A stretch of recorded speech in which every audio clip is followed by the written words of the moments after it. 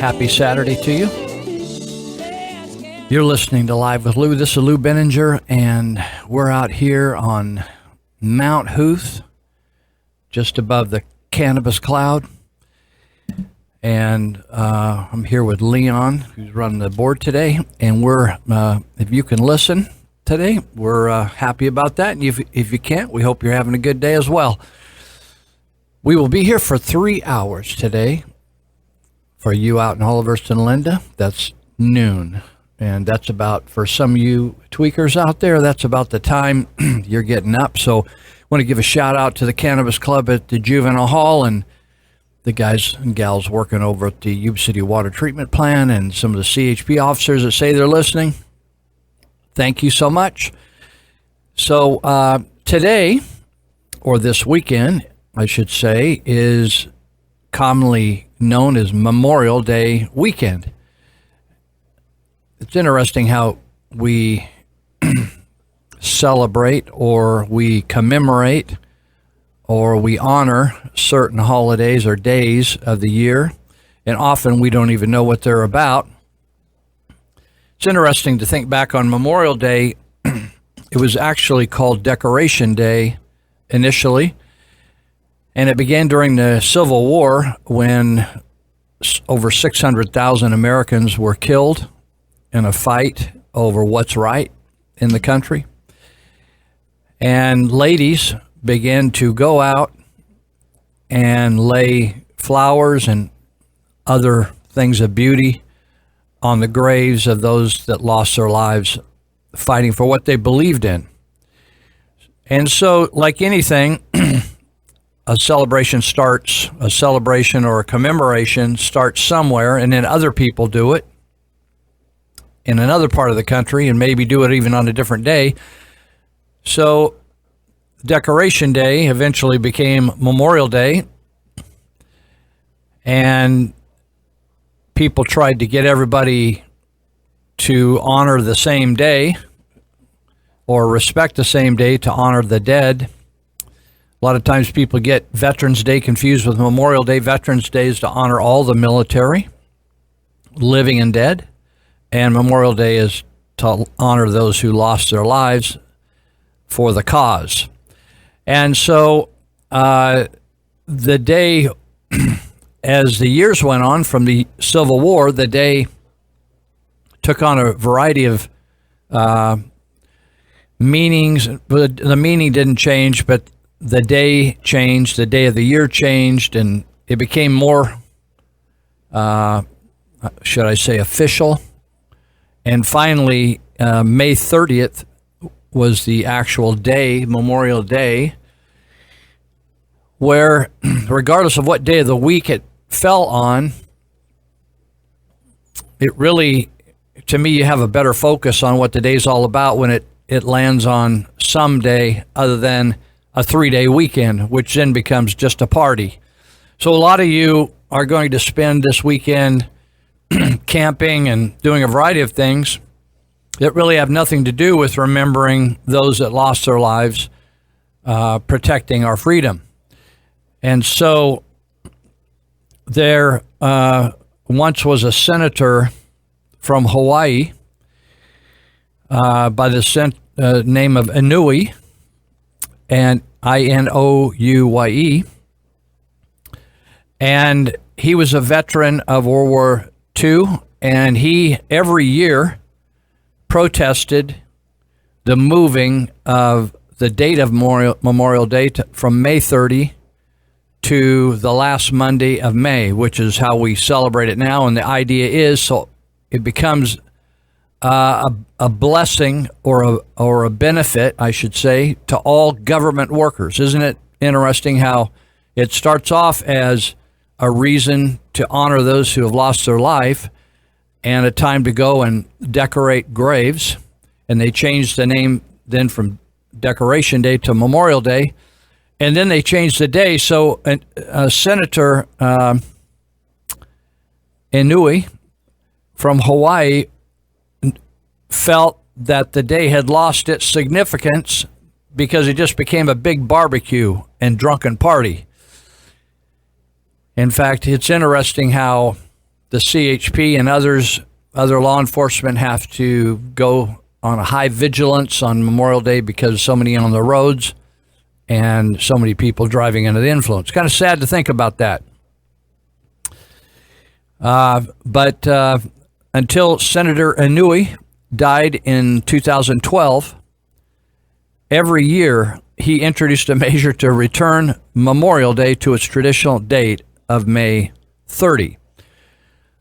So whatever you do this weekend, maybe you could take time to think about those who lost their lives throughout the history of the nation.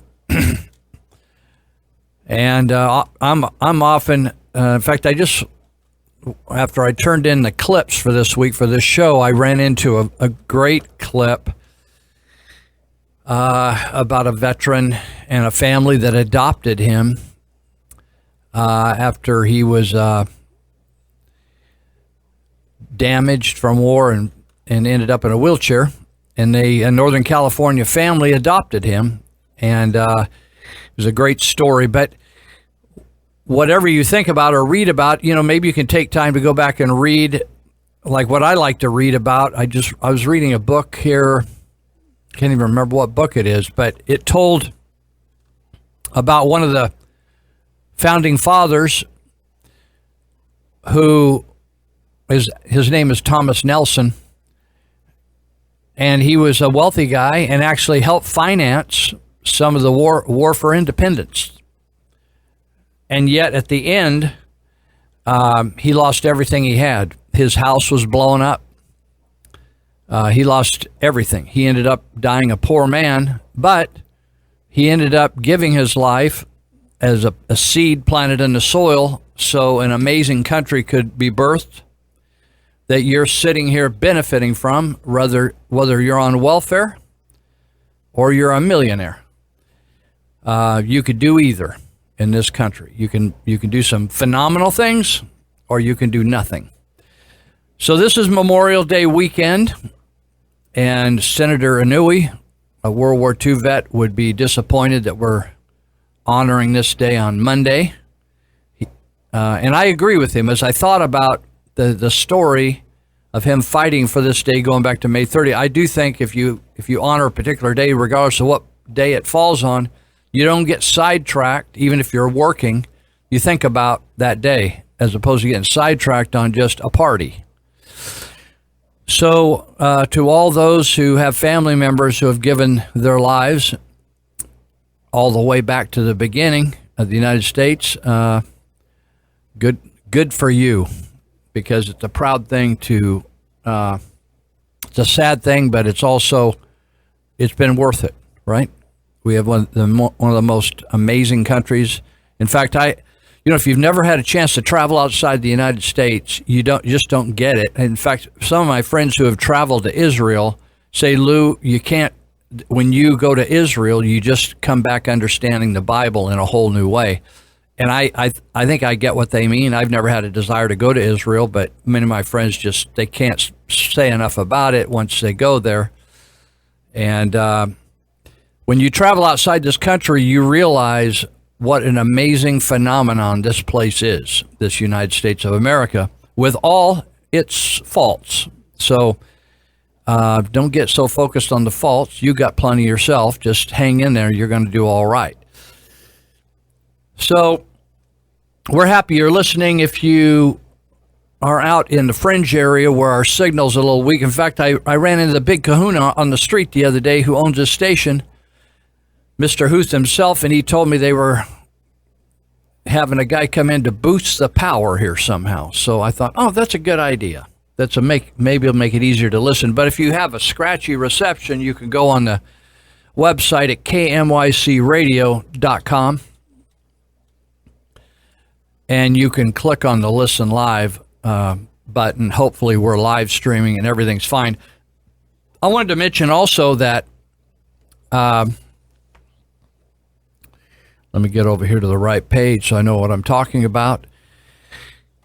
The last few weeks of Live with Lou, we have, there was an attempt to put it on Facebook and then YouTube, and because we include some music clips in there that are copyright protected, we had to edit those out.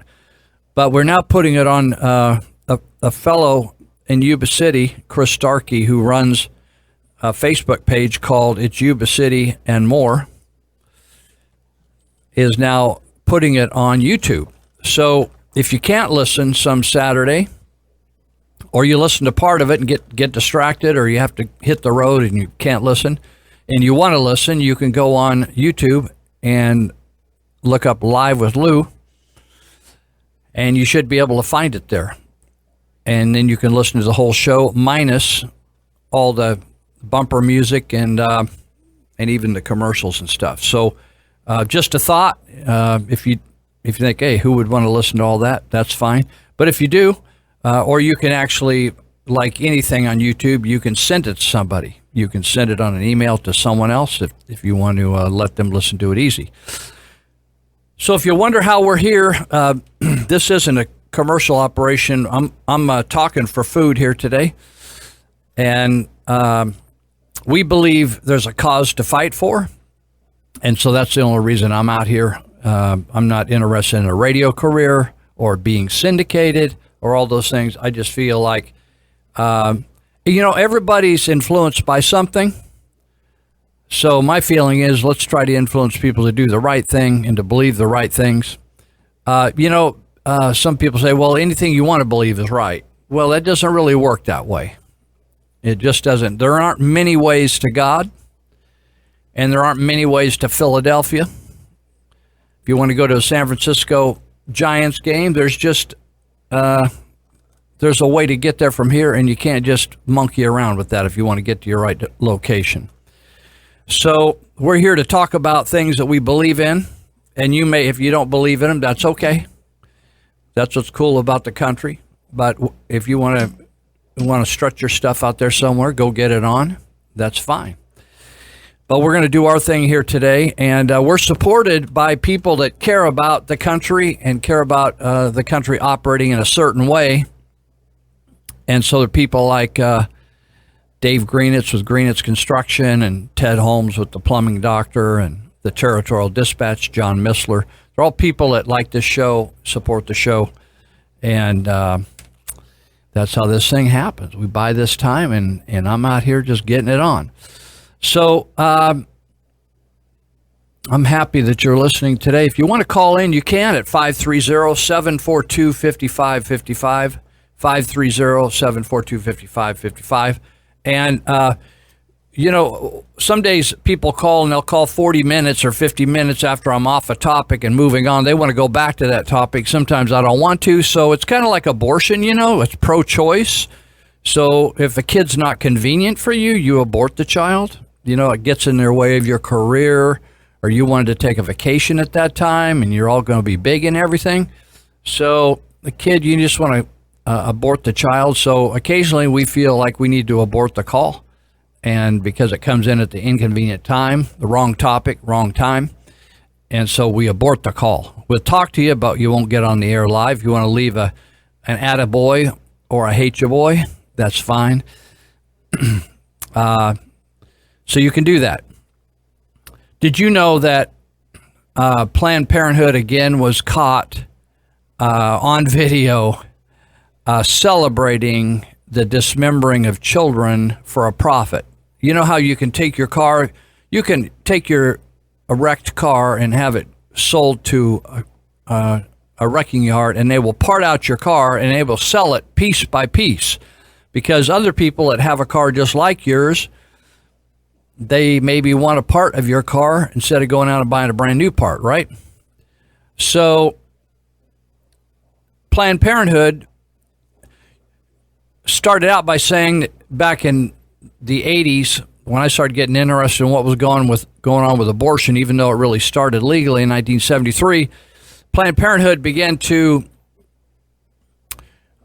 say that, or said back in the day before the science was really clear, although biblically we understood what a child was, but the secular community just called it a bunch of tissue, right? A blob, tissue, not a real person.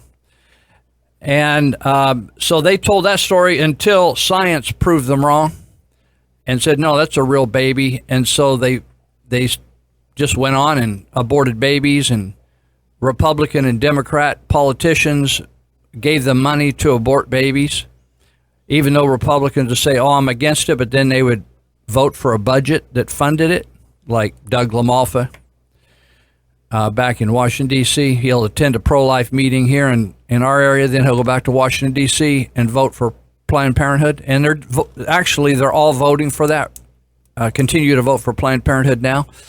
So then, back in the when I started getting interested in the abortion issue, they actually began to show abortions. The first one I watched was called The Silent Scream. I don't know whether you ever saw that. It's an old VHS video. And it showed a kid being dismembered in the mother's womb. And now the videos are just incredible. I mean, they can go in and operate on kids that are 3 inches long, 4 inches long.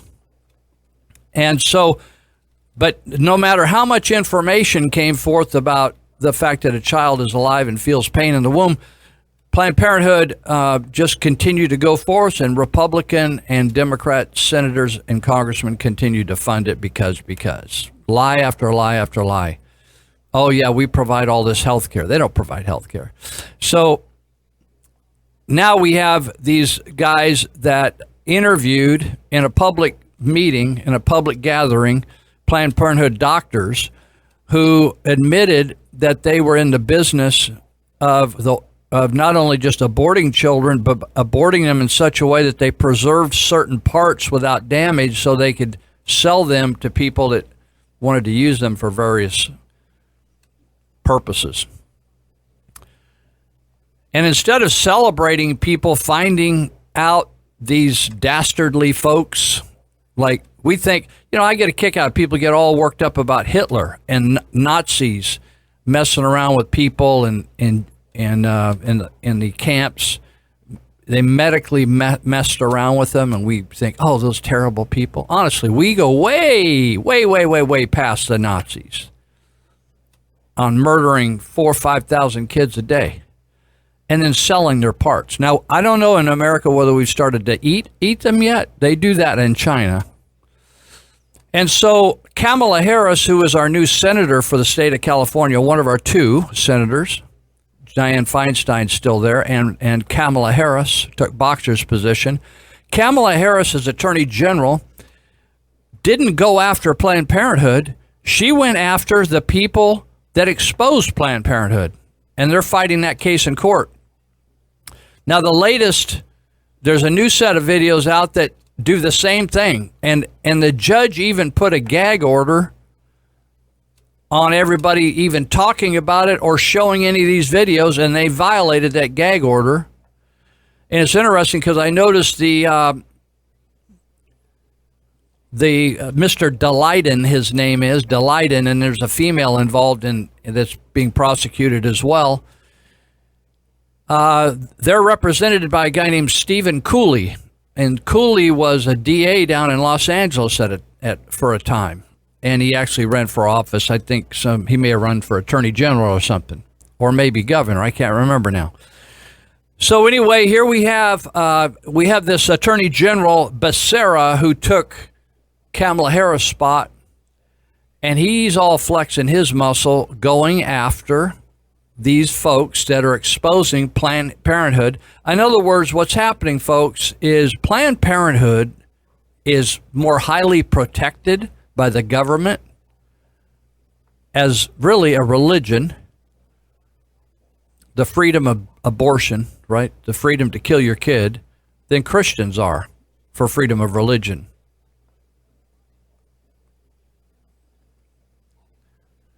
So that's why I call abortion the religion of the left. Because nothing will stand in the way of aborting a child any way they can, even if they have to wait till it comes all the way out to stab it to death. That's just the way it is. If you don't like that, and you're for abortion, you don't like me talking like that, then maybe you shouldn't be for abortion, or you should listen to another program if you just want to live in fantasy land, bozo land. But that's the way it is. And people are being prosecuted for trying to save the life of children. Isn't that fascinating? They're being prosecuted and put in jail and fined, or they harass them. You know, sometimes jail isn't the worst thing. They can take away all your assets, take away your house, take away your finances. They could do some funky stuff to you. So that's that. We got a couple of minutes here. Oh, I got a kick out of it. You know, Obama, he's kind of following Trump around. Did you notice that? Obama's like over there. Trump's over in Europe, and just a total coincidence, Obama's over there running around with his wife and giving talks. And he said, you know, what we need to do is get rid of all these walls. But did you know that Obama is building, he lives, you know, just living down the street from the White House, because he wanted to stick around to cause a problem and fight the fight. You know, it doesn't matter whether Trump cures cancer, creates peace in the Middle East. It doesn't matter what he does. The press, the media, Hollywood, and the left in this country is going to find something wrong with it. So Obama says, even though Obama lives behind walls, and all the rest of these people like Zuckerberg lives behind walls, they're all talking about, we don't want any walls. I thought, oh, brother, I wonder if anybody's paying attention out there. So we're going to be here for 2.5 more hours. We're going to take a break here and go get a little cup of coffee and maybe a blunt out there in Oliver's and help you. You know, then you can attend to drug rehab. You can call me at 713-1838 and I'll help you get off drugs. Despite media bias, we're getting out the truth about preborn babies' right to life. I'm Randy Thomason with your SaveCalifornia.com Minute. With Democrat politicians pushing a pro-abortion license plate, I went on TV and they allowed me to say the following. It is a sad fact that you're safer on death row in California, where you get fed, clothed, and housed, than you are in your mother's womb. Then SaveCalifornia.com was in the Sacramento Bee newspaper exposing that these pro-choice license plates are really pro-abortion plates to generate money to kill preborn babies. If you want your moral values boldly represented, please plug in with SaveCalifornia.com. We've been fighting for your family since 1999. Subscribe for free email updates at SaveCalifornia.com. Fighting the good fight for your values in California. America has always been the land of dreams because America is a nation of true believers. When the Pilgrims landed at Plymouth, they prayed. When the founders wrote the Declaration of Independence, they invoked our Creator 4 times. Because in America, we don't worship government, we worship God. Welcome back. This is Lou Benninger.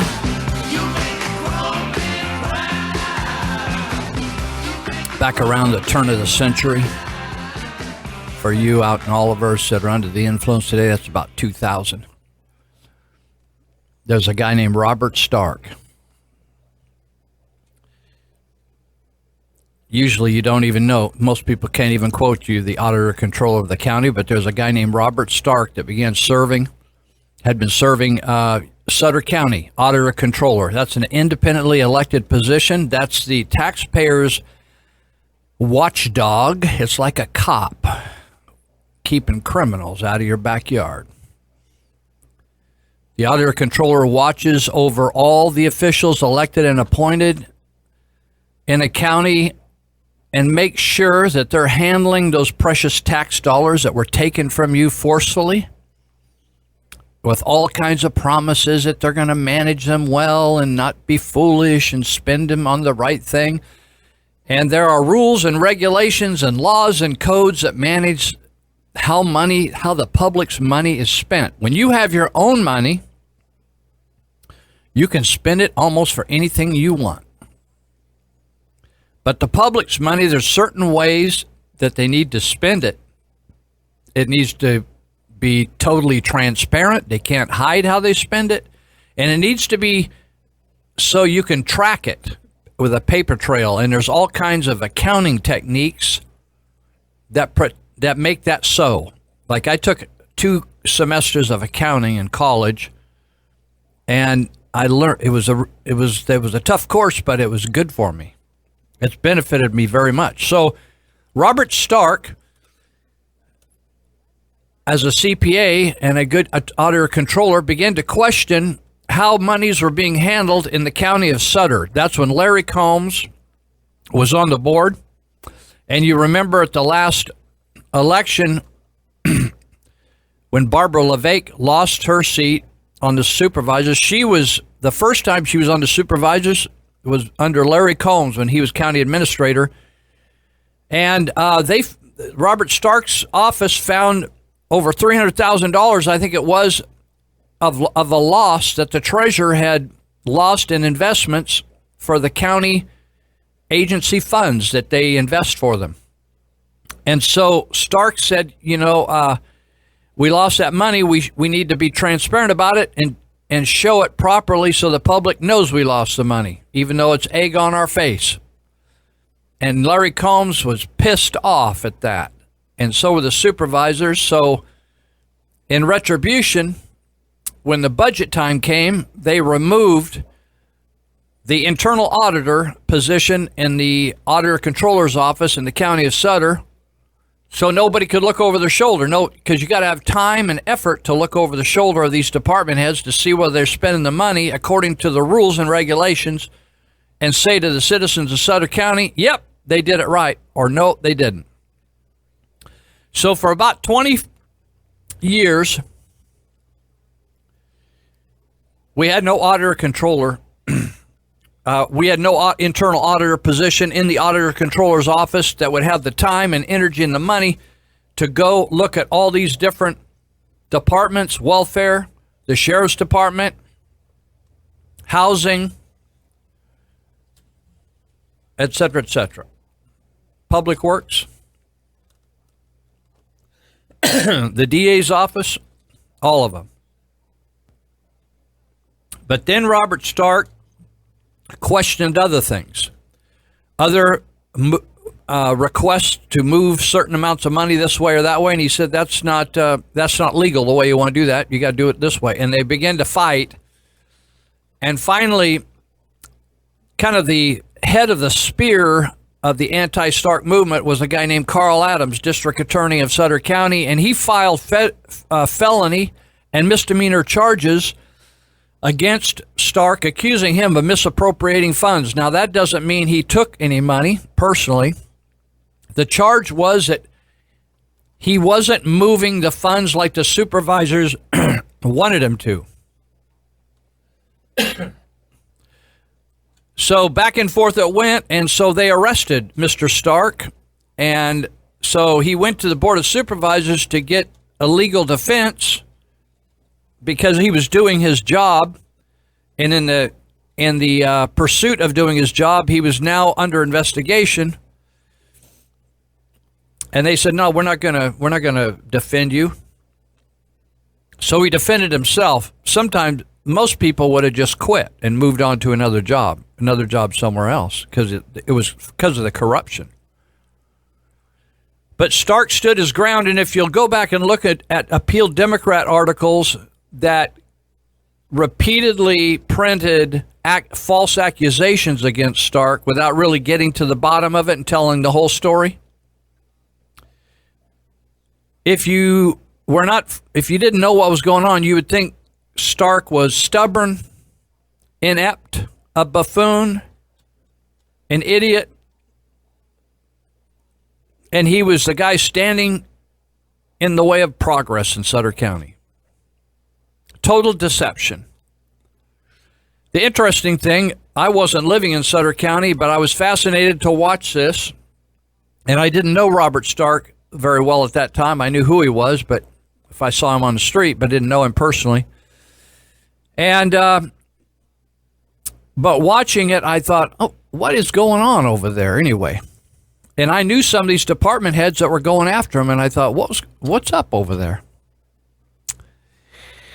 And as time went on, Stark spent over $300,000, and his assistant, Rhonda Putman, spent over $60,000 defending themselves out of their own pocket. So, in the meantime, I was fascinated to watch when elections would come and go every 4 years, that Stark would be reelected, though he was being prosecuted for misappropriation of funds. And I thought, somebody is paying attention over there in Sutter County, and they're seeing something in this guy that is different than the district attorney, the supervisors, the county administrator, the head of social services. Basically, all the department heads were aligned against Stark. You think, well, why is that? Well, what happened was, in about 2004, he caught all of these guys I just mentioned and gals slipping through a 35% pension increase that would be retroactive, because pensions are based upon a certain percentage you're going to pay you after you retire times the amount of years you've been in the business.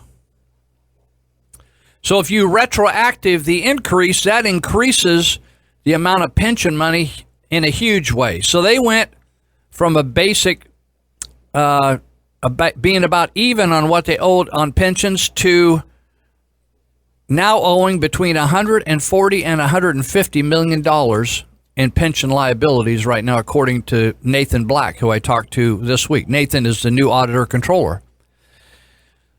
So anyway, to raise pensions, you're supposed to do a very transparent process where you notify the public, explain to them how much it's supposed to increase the costs and the debt of the county, and there's a whole process of transparency, but they tried to put it through on what they call the consent agenda in a board meeting, which is wrong. They should have agendized it. A consent agenda is where there's a bunch of stuff at the beginning of the meeting. They do the Pledge of Allegiance, do a prayer maybe, and then they do the consent agenda, and they say, hey, if any, the supervisors have any questions here, we'll stop, but if not, we're just going to pass all this stuff in a package deal. And Stark rose and protested that and said that's the wrong way to do it.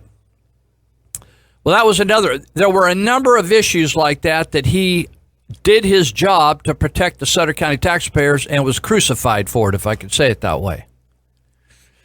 So I'm leading up to a story here. So he finally decides to retire.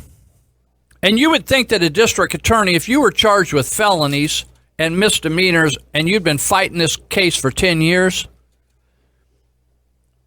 if the district attorney just one day said, I'll forget about it, would that shock you? I'm telling you, I've been arrested before. That would shock me. If you've been fighting a case for 10 years and the district attorney said to you, I'll forget about it. You know why they said forget about it? Because Robert Stark, after 30 years of public service for the county of Sutter taxpayers, he said, I'm going to retire. He was almost, pushing 65, I think. I'm going to retire like a lot of people do. They just retire.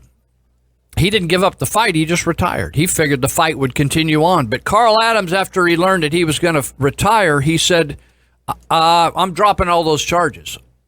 And it was very weird. And it turns out that he said to his staff in the district attorney's office, he said, I really wasn't interested in winning in court. I just wanted to cost him a fortune and run him for office, run him from office, and I accomplished both. This week, I talked to the auditor controller of Orange County, a guy named Eric Woolry. Eric Woolry used to be the chief financial officer for Riverside District Attorney's Office, and I think they have about 700 employees or something. It's a huge office. So he managed all the finances of that office. Right after, anyway, talking, I'll go back and pick up this Carl Adams part of the story, but Eric Woolry said, Lou, I have a bill that's going through the Senate right now at the state level, the State Senate of California, SB 292, you can look it up for yourself. He doesn't call it the Stark bill, but he said, really, Lou, the bill is because of Robert Stark.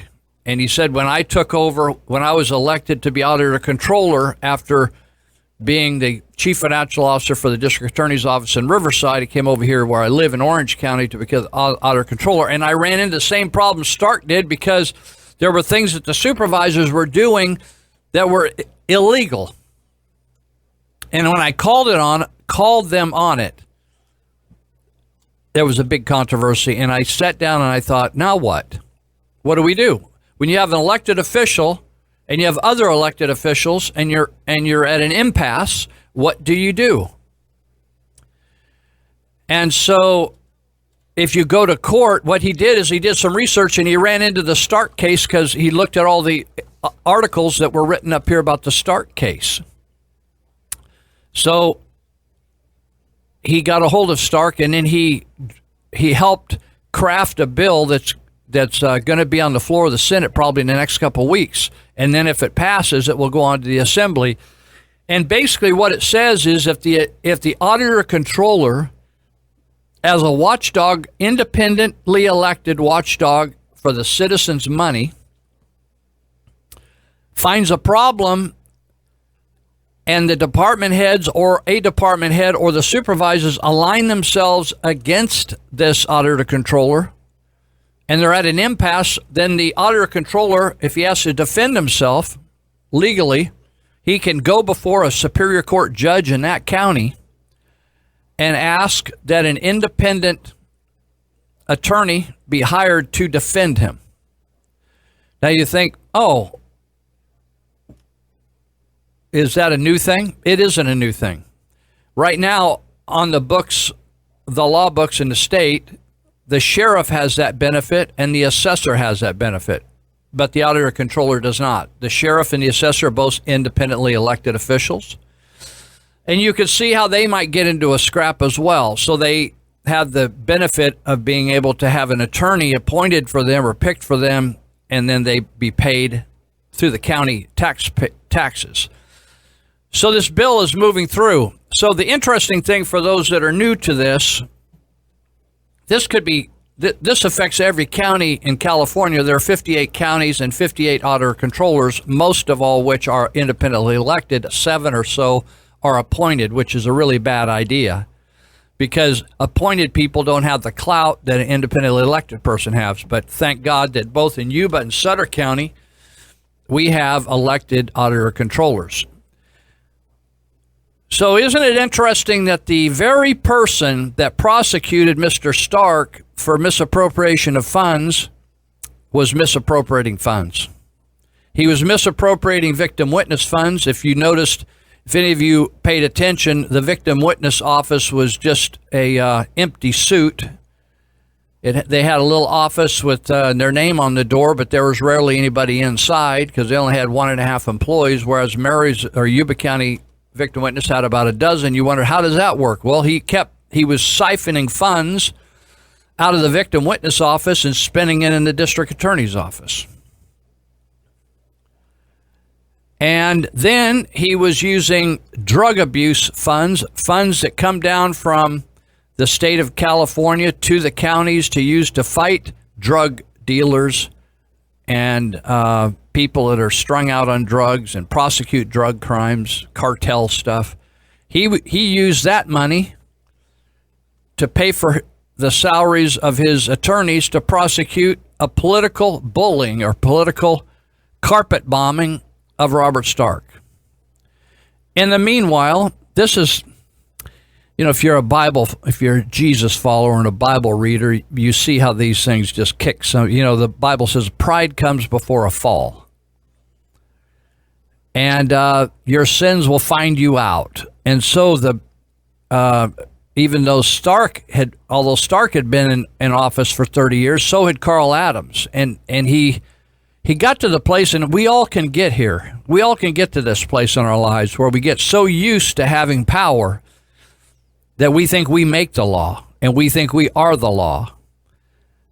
instead of being humble enough to know that we all live under the law and we're a nation of laws and we need to follow the law no matter whether we're 16 or 116 and have a lot of money. But Carl Adams thought he was untouchable. And so he got to messing around with the prostitute, and he got to taking money and doing favors for people to get them off crimes, and just compromised the oath of office he took. And all of a sudden his world crumbled around him. And so he did what a lot of public officials do when the heat gets too high. He, quote unquote, retires. Not resigns, but they call it, he did resign, but he called it retired. Because if he retired it and he only had 8 years in, that would be, but since he had 30 some years or 30 years, he called it, I retire. Really, if he had hung around very long, I think they would have probably prosecuted him. They still have never audited the entire books of the DA's office. At the time of his collapse, Carl Adams, his chief financial officer, disappeared. What I mean is, in the middle of the night, he quit and they gutted the office. Just hold that thought. During that time, the supervisors did exactly nothing. It's interesting because right now, one of the supervisors on that board, James Gallagher, when Carl Adams went before the board and lied, it was in August. I can't remember the exact year it was. I could look it up, but it doesn't make any difference. Carl Adams went before the board and said we needed to pay back $40-some thousand of victims' witness money. And of course he needed to explain why. The board sat there like owls on a limb, wide-eyed. No one said a thing. No one questioned anything, even though they knew he was lying through his teeth. He said that the state changed the rules on the victim witness grant in midstream. So now we owe this money back. The guy was just 100% lying. So they agreed to pay it back on his word, on his fallacious word. And they went on, and then when the state came in and they saw that video of him lying, the state was furious, and the county actually lost over $80,000 on that deal. The supervisors never did make a comment on charges of arson. He was investigated, Adams was investigated for arson, and there was a discovery of a lot of misappropriation of funds. They had no victim witness office and nothing to explain why. Supervisors never made a comment about it. And so when Stark went before the Board of Supervisors to ask them for financial help to defend his office and his job on behalf of the taxpayers, they said no. Now, one of those supervisors is a guy named James Gallagher. James is a trained attorney. He's smarter than most of them on the law on that board at that time. James then, after that fiasco that he did nothing to resolve, along with the rest of them, Munger and the rest of them, Whitaker, Stan Cleveland, they did nothing to resolve that. They didn't take a stand for righteousness' sake.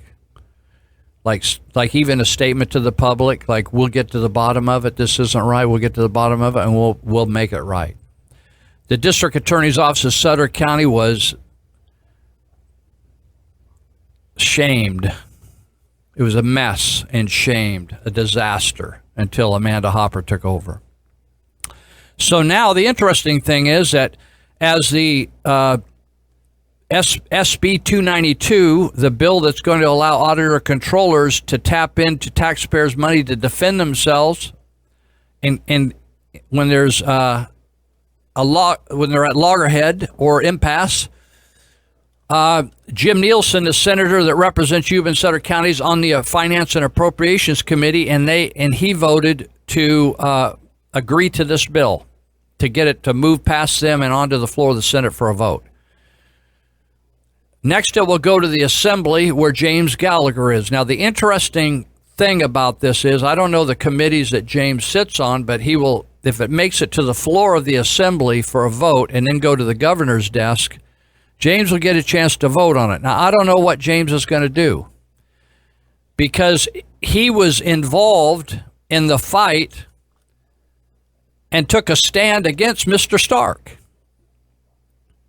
And now, is he going to take a stand against all the auditor controllers of the state of California? Because 44 of 58 auditor controllers have agreed that this bill needs to happen. I don't know what happened to the other ones. Some of those ones that are appointed are too afraid to lose their job. If you get appointed, you could get unappointed. You know what I'm saying? So that's why when you think about 44 of 58, some of those folks are just appointed folks that don't want to lose their job if they go sideways, like against the supervisors. Now, that's the conflict of interest. The supervisors appoint you, and so now you're going to stand for a bill that's going to fund your defense against the supervisors who appointed you. Doesn't work good, does it? So it's going to be interesting over the next few months to see if this bill makes it onto the floor of the assembly or through any kind of committee that James Gallagher sits on, and see if he's now going to go against his own behavior at the county level when he really could have made a good decision and a righteous decision. James claims to be a Christian. That means that a Christian assemblyman or politician should live by a higher law. That means do the right thing, whether it's politically correct or whether it benefits your political ambitions or not. You should do the right thing, the righteous thing. Righteousness just means doing the right thing over and over again. So it's interesting when he sided with corrupt officials during the Stark controversy. Larry Combs was corrupt. Carl Adams should have gone to jail. He's still a subject of interest in an arson of the lady that he was having sexual relations with, burning down her house. They can't prove who did it, but they have, I think, 3 different suspects. He's one of them. So it'll be interesting to see how that works out. But in the Territorial Dispatch this week, it will be out on the stands around Tuesday or so. You can read about that. I wrote an article about it. And you can write your assemblyman or senator and say, I would appreciate you voting for SB 292. Call it the Stark Bill. That's what I call it, the Stark Bill. Eric Woolry invited Robert Stark to testify before the one of the committees down there, along with other auditor controllers like from Monterey, Yuba County, Monterey County, Butte County. A bunch of them went down and testified, we need this because we need to keep the auditor controller both independent, elected, and independent. So Eric Woolry, Robert Stark, in Eric Woolry's mind, is a hero. And he said if it wasn't for Robert Stark, I don't know, he said we probably wouldn't have had the push and the example, even though it cost Robert 10 years of fighting and $300,000. How many people, I mentioned, and when I was talking to Eric on the phone, I said, man, Stark's 1 in a million. He says, Lou, he's 1 in 100 million. You don't find very many people in life that will lay down their life to that extent to fight when they're right. Most people, even people when they're right, at some point just said, this is too costly. I got a family to raise. I can't take this stress anymore. I got to move on. There's a lot of other jobs I could have. I don't have to do this job. But thank God for Robert Stark that he stood up to a corrupt Sutter County government that still isn't straightened out yet. It's still trying to right itself. And we need a handful of really straight shooters over there. We got some, but we need more. We need to eliminate people that have their hand in the till and they're compromised. They have ethics that are compromised. We need to eliminate them. And that's your job as taxpayers, to eliminate them. You need to know enough about what's going on and go vote. You can make a difference. You may feel like you can't make a difference at the senatorial level, at the state of California, or the U.S. Senate, at the federal level, but you can locally. We'll be right back.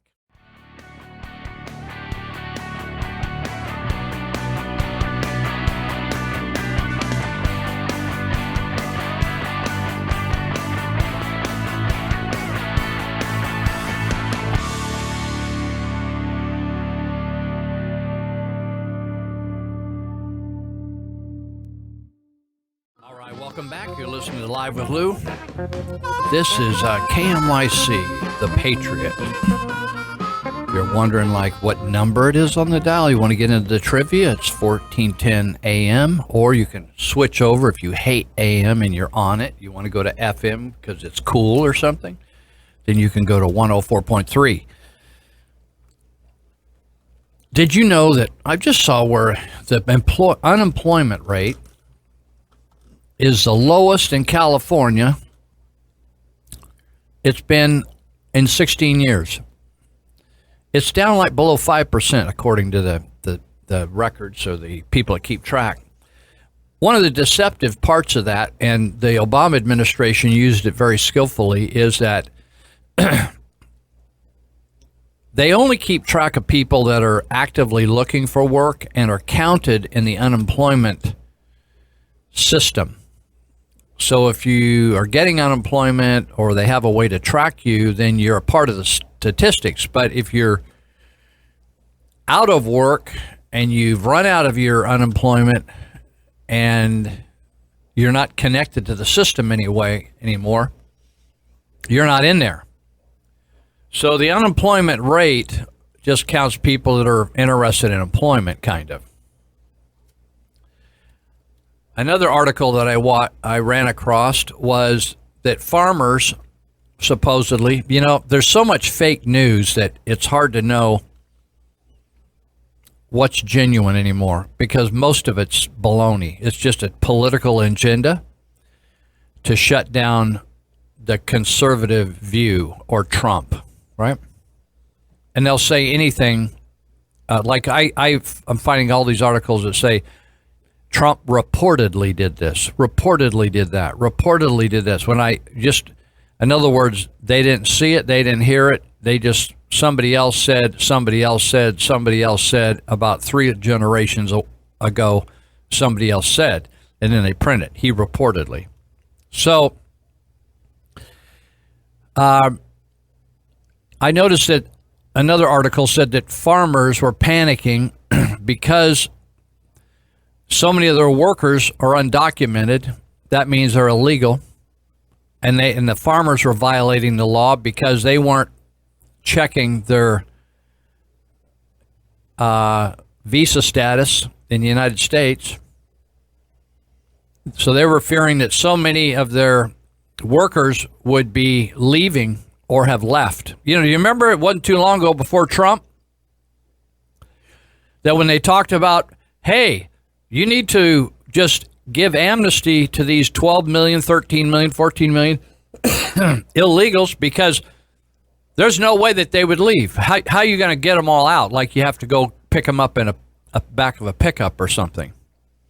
Well, when people realize they're in danger, when they're violating the law and they might get picked up, they leave on their own. A lot of them do. Just like when I'm in Vietnam, I organize my exit depending on my visa. If my visa is going to run out, I'm running out. Otherwise, I get an extension on my visa, right? Because I follow the law over there. Because those guys don't play games. They'll put you in jail.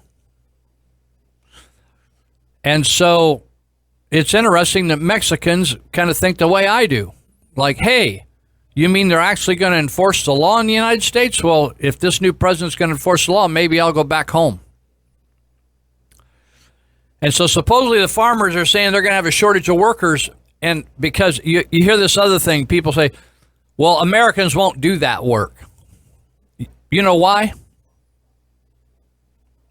Have you ever sorted out why?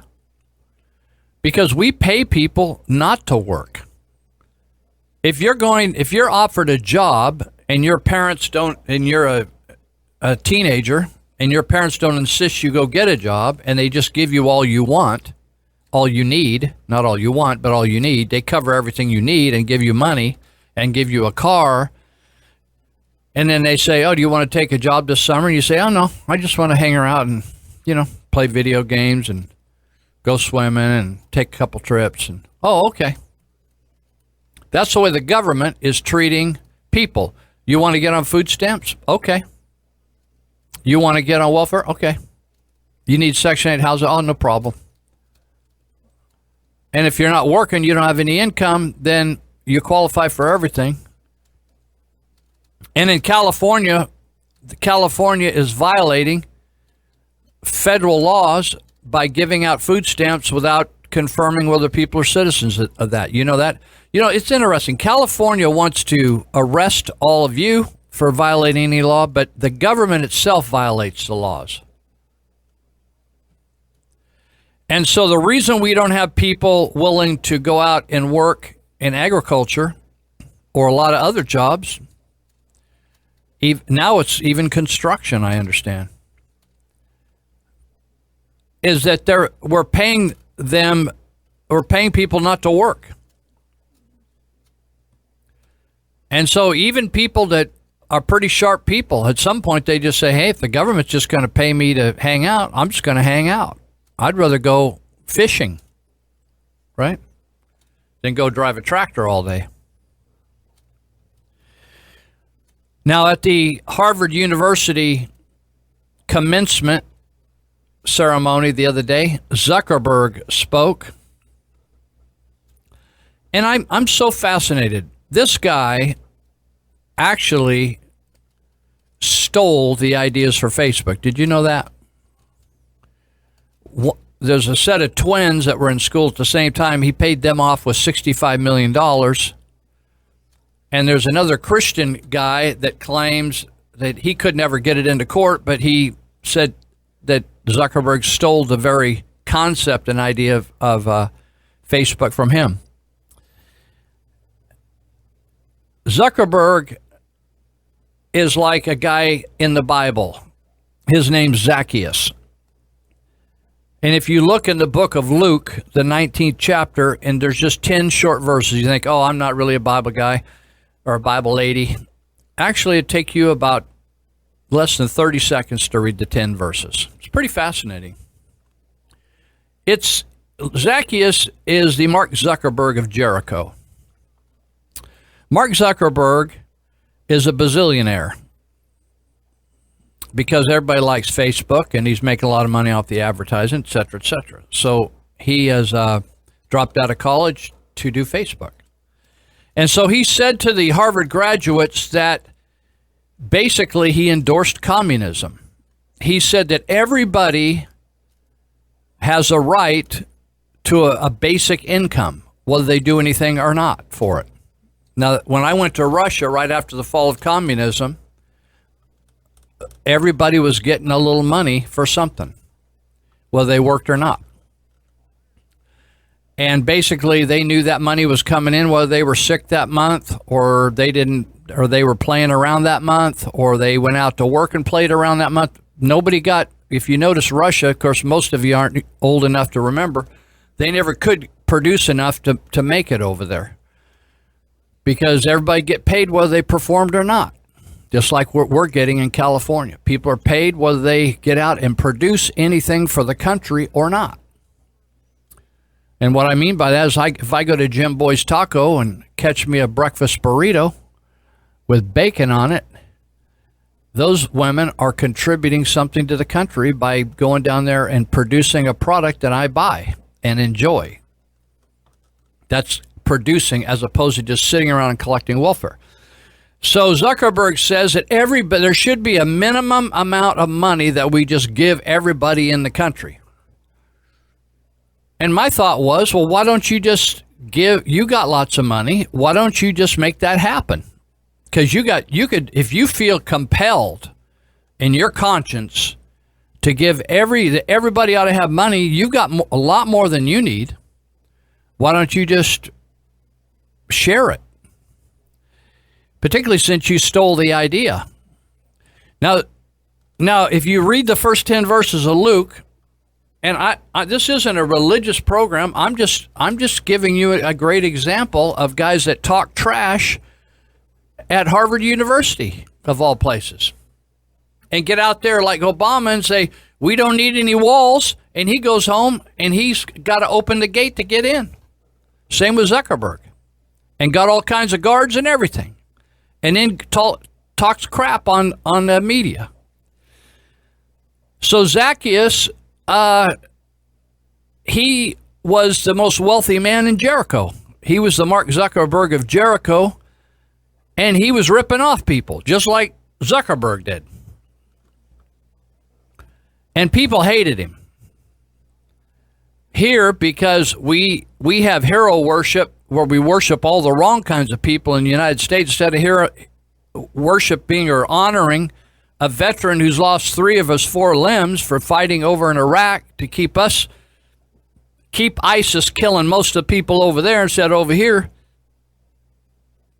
We worship people like Zuckerberg or Obama or Sean Penn, who's in love with the dictator of Venezuela, or Brad Pitt, or some other idiot down there in Hollywood, Barbara Streisand.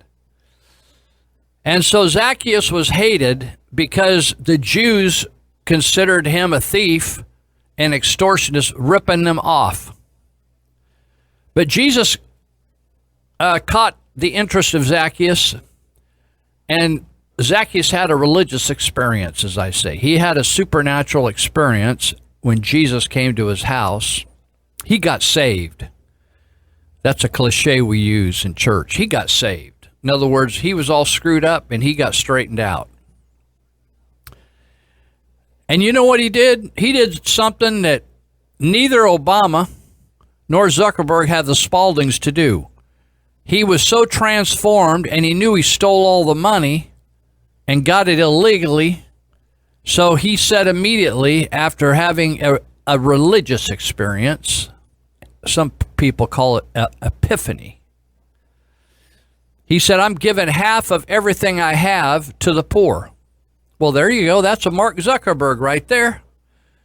But he did it out of his own pocket. And then he said, and those I've cheated, I'm going to pay them back 400%, 4 times what I stole. That's making things right, don't you think? That's a changed heart. Now, government always wants to just kind of slick people up on the outside.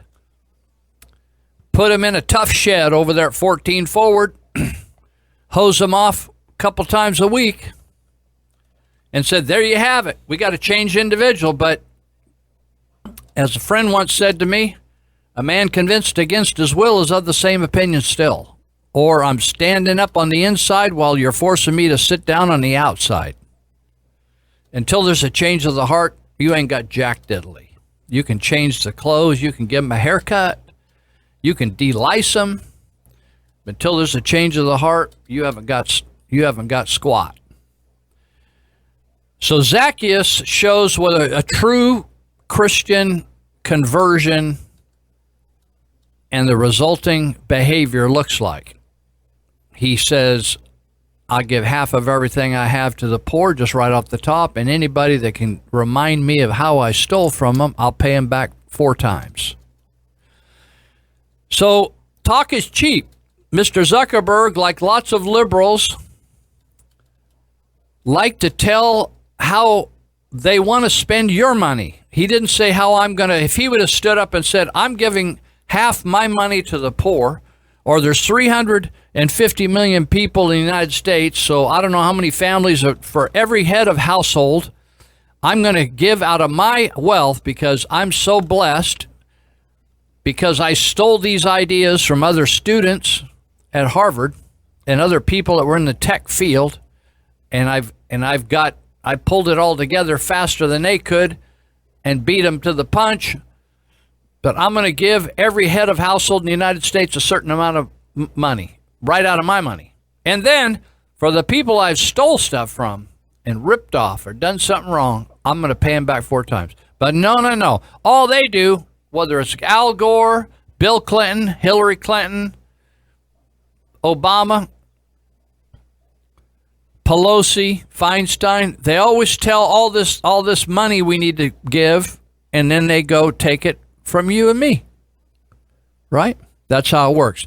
Now, I was talking about food stamps and how the California state government is violating federal law. Now, President Trump's budget request that they're just talking about now features a $19.1 billion annual cut to the SNAP, Supplemental Nutrition Assistance Program food stamp system.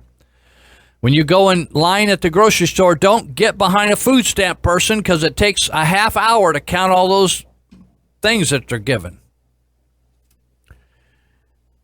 There's 3,142 counties in the United States, 3,142. Los Angeles County has 1,183,107 food stamp recipients, or sometimes they call it SNAP or CalFresh. That's the California's version of SNAP. Did you get it? Almost 1.2 million food stamp recipients. And when this budget cut happens, according to this article, California stands to lose $1.8 billion a year in federal funding. Now, that's not to run the state of California, folks. There was a time in the United States there were no food stamps or welfare. Did you know that? And we survived. In fact, we did good. There was a time when people had babies and they were required to feed their own babies since they had a baby, right? I don't know why we don't feed all the pets. People go down and get a dog and they bring it home. They say, well, man, I didn't know we had to feed that dog. Oh, wow. Maybe the government will feed that. Maybe churches will feed that. Let's call a church. Do you feed dogs? We got a dog. We really love the dog, but we don't have enough to feed the dog. Interesting, people have babies, and they say, well, we never thought we were going to have to feed the baby. Is there anybody in this government? Is there any program or plan? I used to get all these calls at the church. I had a call one day from a guy who wanted me to bury his baby. I said, I'm not going to bury your baby. Bury it yourself. It's your baby. You're the dad. I wouldn't want to take that responsibility from you. That's your responsibility. Figure it out. You're a big guy. 1,183,107 food stamps. We have, do you remember that? They said there's 4.5% unemployment. I bet it's probably like 15% because people aren't even listed anymore. They're just collecting money from the government. We have in one county, there's 58 counties in California. Granted, LA County is the most populated, almost 1.2 million food stamp recipients.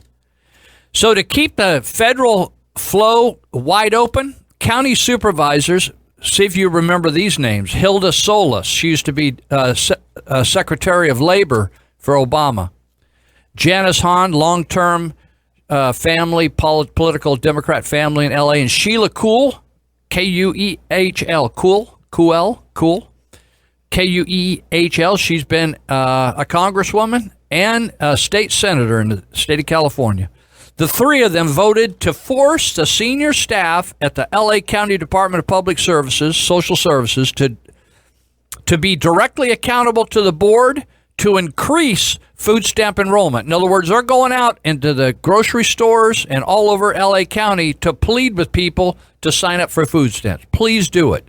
Why? Because they want more money to come into the county from the feds. California's 71% participation rate, ranks 48th of the 50 states. In other words, a lot of people, even though we have all those numbers in LA County, in California, more people, they say, if they look at the incomes of Californians, or the low-income people, more of them are eligible than actually tap into the food stamp program. So only 71% of the 100% that could tap in are tapping in. So the three ladies on the Board of Supervisors told the food stamp program, listen, you're not doing your job. Get out there and prod people to get on welfare. Isn't that amazing? I'm wanting people to get off welfare. The LA supervisors are trying to raise the percentage of eligible county residents participating in CalFresh by 50%. Do you know who's collecting the most food stamps down there? Hispanics account for 59% of LA County's food stamp participants. Almost 60% are all Hispanics in LA County collecting all on food stamps. But they're panicking down there because when in the 1900s, when people came through Ellis Island to come to this country, if you could get to Ellis Island on a boat and you didn't have like some kind of disease, you could come in this country. It was open borders, totally open borders. And, but there was zero financial help, no social services programs, no welfare programs. And if you didn't have people here to take you in, you could not be what they call a charge to the public or a public charge. And still today, there's a category called, if you're a public charge, the Immigration Service can remove you if you're a burden to the public financially. But in California, they refuse to release those statistics, that information to the federal government. Under President Obama, between 2010 and 2015, food stamp participation increased by nearly 60% to 43 million people. And immigration deportations fell by 40%. Obama grew the food stamp program by limiting deportations and redefining food stamps as a non-cash benefit that is not a factor in determining the public charge status. In other words, the Immigration and Customs Enforcement, or ICE, could not consider people mooching off the government as a reason to remove them from the country.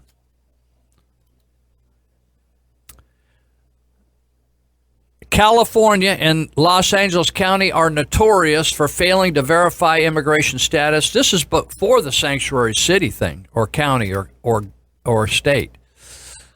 They would not verify immigration status for individuals on CalFresh food stamps.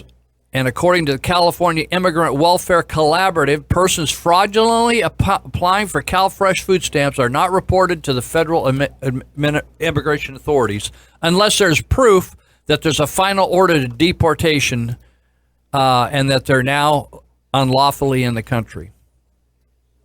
Listen, people, there is a move, without declaring this to be a socialist or communist country, there is a move to create that step by step, department by department, regulation by regulation, whether it's taking over all the Bureau of Land Management land and running off farmers so they can control every bit of real estate in the country, to controlling all the money in the country through your taxation system, or bringing in people here from foreign countries that cannot support themselves.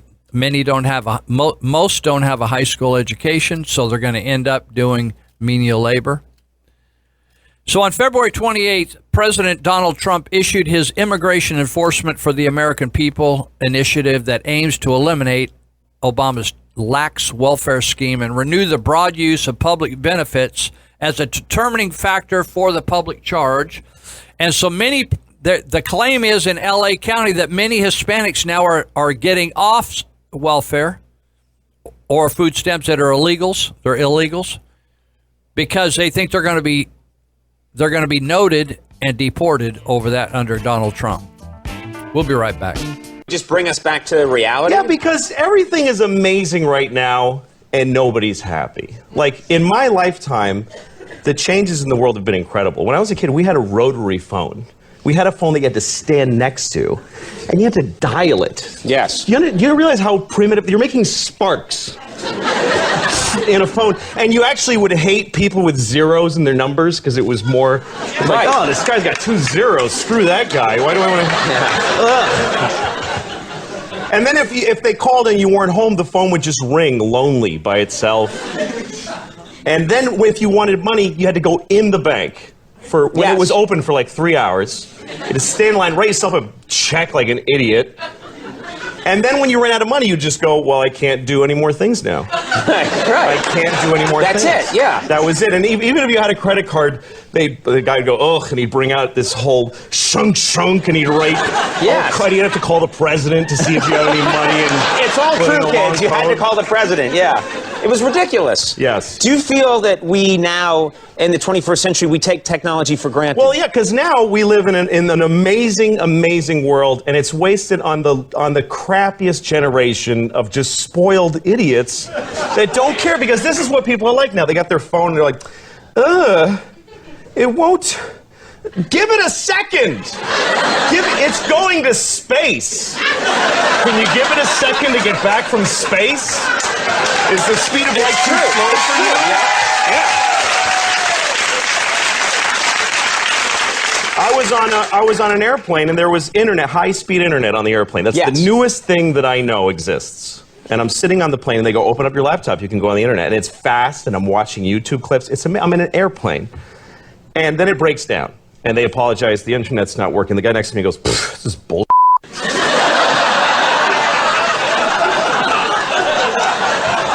Like, how quickly the world owes him something he knew existed only 10 seconds ago. Right. And on planes,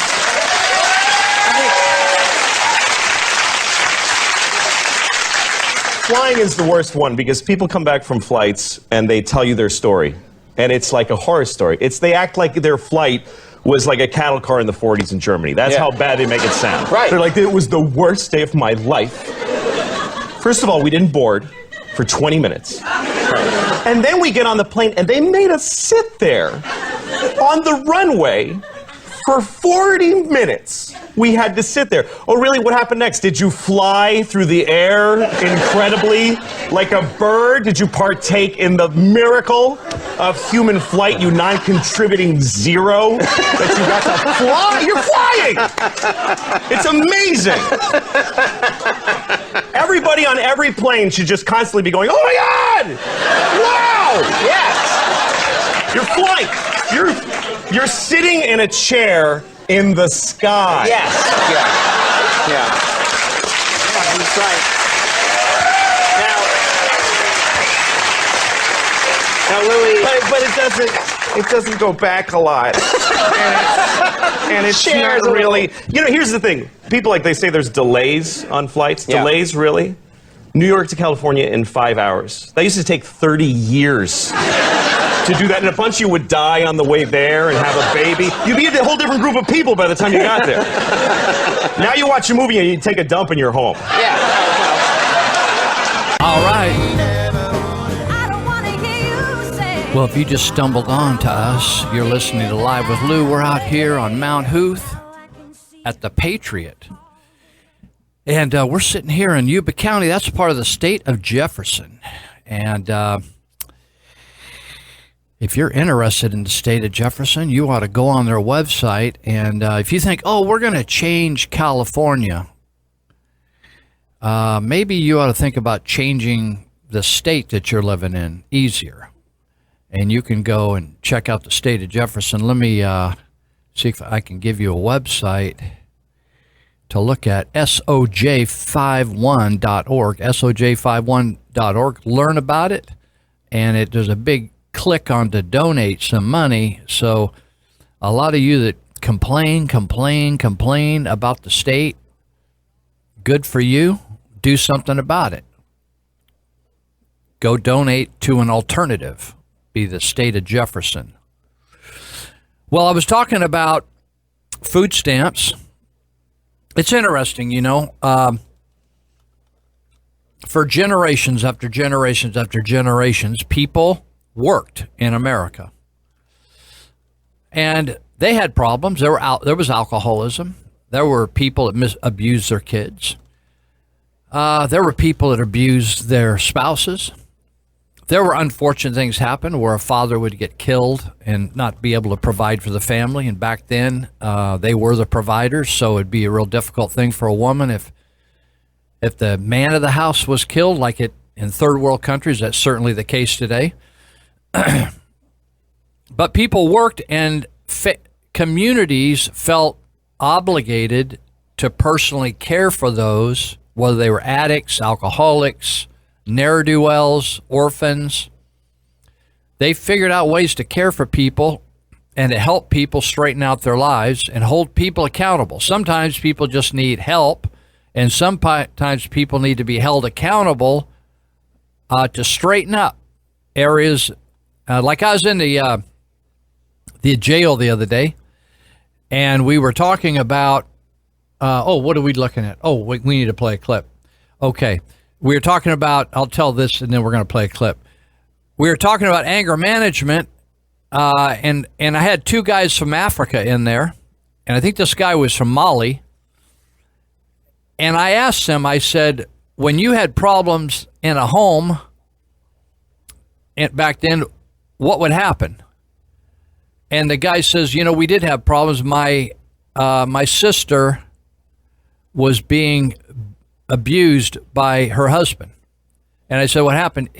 And both the African guys said the family would engage in that situation and straighten it out as best they could.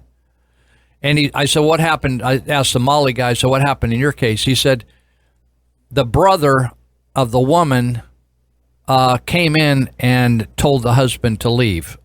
It was more to it than this, but I don't have time to get into the details. I don't know whether they beat him up, but they exited him out of the house until he could think things through, and where the family then let him back into the house. And so I asked the guys from Africa, one was South Africa, one Mali.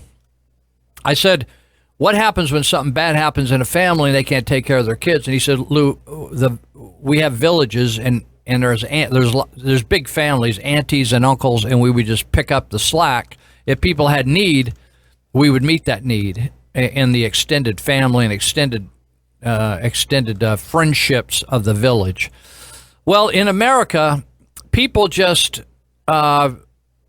tap into the government because they can. And when I worked at Church of Glad Tidings, I was kind of in charge of getting the calls every day from people that were looking for a handout. And so no one was holding people accountable. It's interesting for churches nowadays, they really have the inability to hold people accountable because they'll just go to the government and get a handout. It isn't a hand up. That's why the 14 Forward effort for the homeless and all these in Sutter County is going to jump off the same cliff here pretty quick.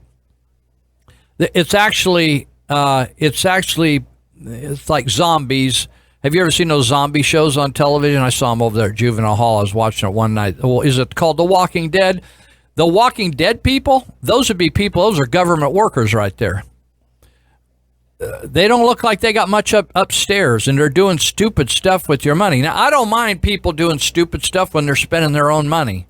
But when they're spending my money and taking credit for it and thinking they're doing everybody a good deal, what's happening in California, do you know that between 2004 and 2015, the state grew in size, but it grew bad, It's like if you say a person gained 100 pounds, that could be good or bad. If he just grew up from a little kid to a big guy with muscles, that's good. If he looks like a blimp, that's bad. 2004 to 2015, we had almost 1 million people left the state. That doesn't mean the state shrunk. But of the 1 million people that left the state between 2004 and 2015, 85% were tax-paying workers, middle-class people. And they were replaced, in addition to much more, with a lot of people who don't even have a high school diploma, foreign-born people.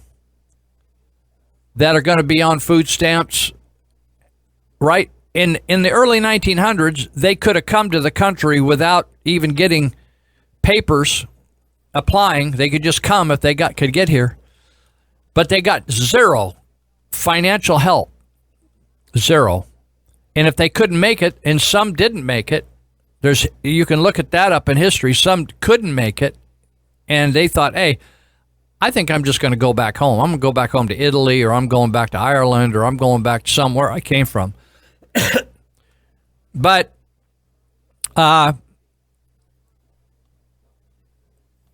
what's going on in California. We're replacing tax-paying middle class that are moving because they're tired of the regulations and taxes to support stupid stuff that's going on in our state, where the roads and bridges are allowed to collapse, dams are allowed to fall apart, while we spend money on people who don't even belong here, didn't even apply here, aren't paying taxes here, and they're mooching. Can you imagine? I don't know.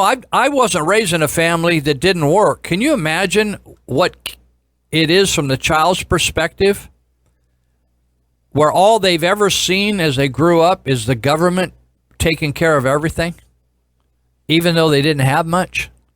The government they went to school and it was paid for. What a shock would it be if you got out of high school and then you went to junior college and they wanted to charge you so much per unit, even though it's not very much. But if it's the first time you ever got charged, right? And you thought, well, how come isn't there somebody to pay for this? I'm just amazed at how many people I meet in jail and different places that just say, well, where can I go to get this?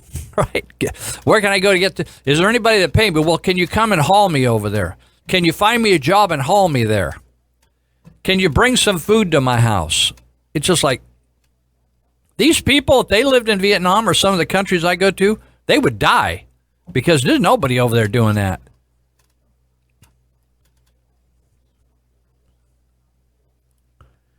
We got a real problem here. Oh, we got to play this clip.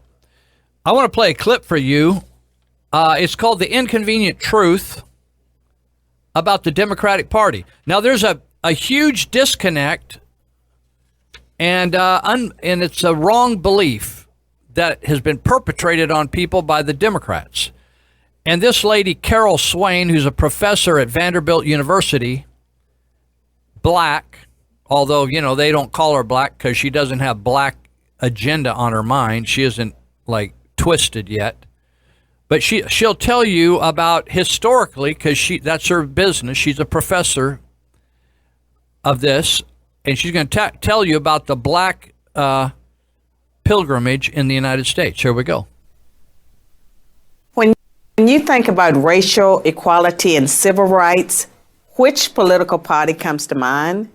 The Republicans or the Democrats? Most people would probably say the Democrats, but this answer is incorrect. Since its founding in 1829, the Democratic Party has fought against every major civil rights initiative and has a long history of discrimination. The Democratic Party defended slavery, started the Civil War, opposed Reconstruction, founded the Ku Klux Klan, imposed segregation, perpetrated lynchings, and fought against the Civil Rights Acts of the 1950s and 1960s. In contrast, the Republican Party was founded in 1854 as an anti-slavery party. Its mission was to stop the spread of slavery into the new Western territories with the aim of abolishing it entirely. This effort, however, was dealt a major blow by the Supreme Court in the 1857 case, Dred Scott versus Sandford. The court ruled that slaves aren't citizens, they're property. The 7 justices who voted in favor of slavery, all Democrats. The 2 justices who dissented, both Republicans. The slavery question was, of course, ultimately resolved by a bloody civil war. The commander-in-chief during that war was the first Republican president, Abraham Lincoln, the man who freed the slaves. 6 days after the Confederate Army surrendered, John Wilkes Booth, a Democrat, assassinated President Lincoln. Lincoln's vice president, a Democrat named Andrew Johnson assumed the presidency. But Johnson adamantly opposed Lincoln's plan to integrate the newly freed slaves into the South's economic and social order. Johnson and the Democratic Party were unified in their opposition to the 13th Amendment, which abolished slavery, the 14th Amendment, which gave blacks citizenship, and the 15th Amendment, which gave blacks the vote. All three passed only because of universal Republican support. During the era of Reconstruction, federal troops stationed in the South helped secure rights for the newly freed slaves. Hundreds of black men were elected to Southern state legislatures as Republicans, and 22 black Republicans served in the U.S. Congress by 1900. The Democrats did not elect a black man to Congress until 1935. But after Reconstruction ended, when the federal troops went home, Democrats roared back into power in the South. They quickly reestablished white supremacy across the region with measures like black codes, laws that restricted the ability of blacks to own property and run businesses, and they imposed poll taxes and literacy tests used to subvert black citizens' right to vote.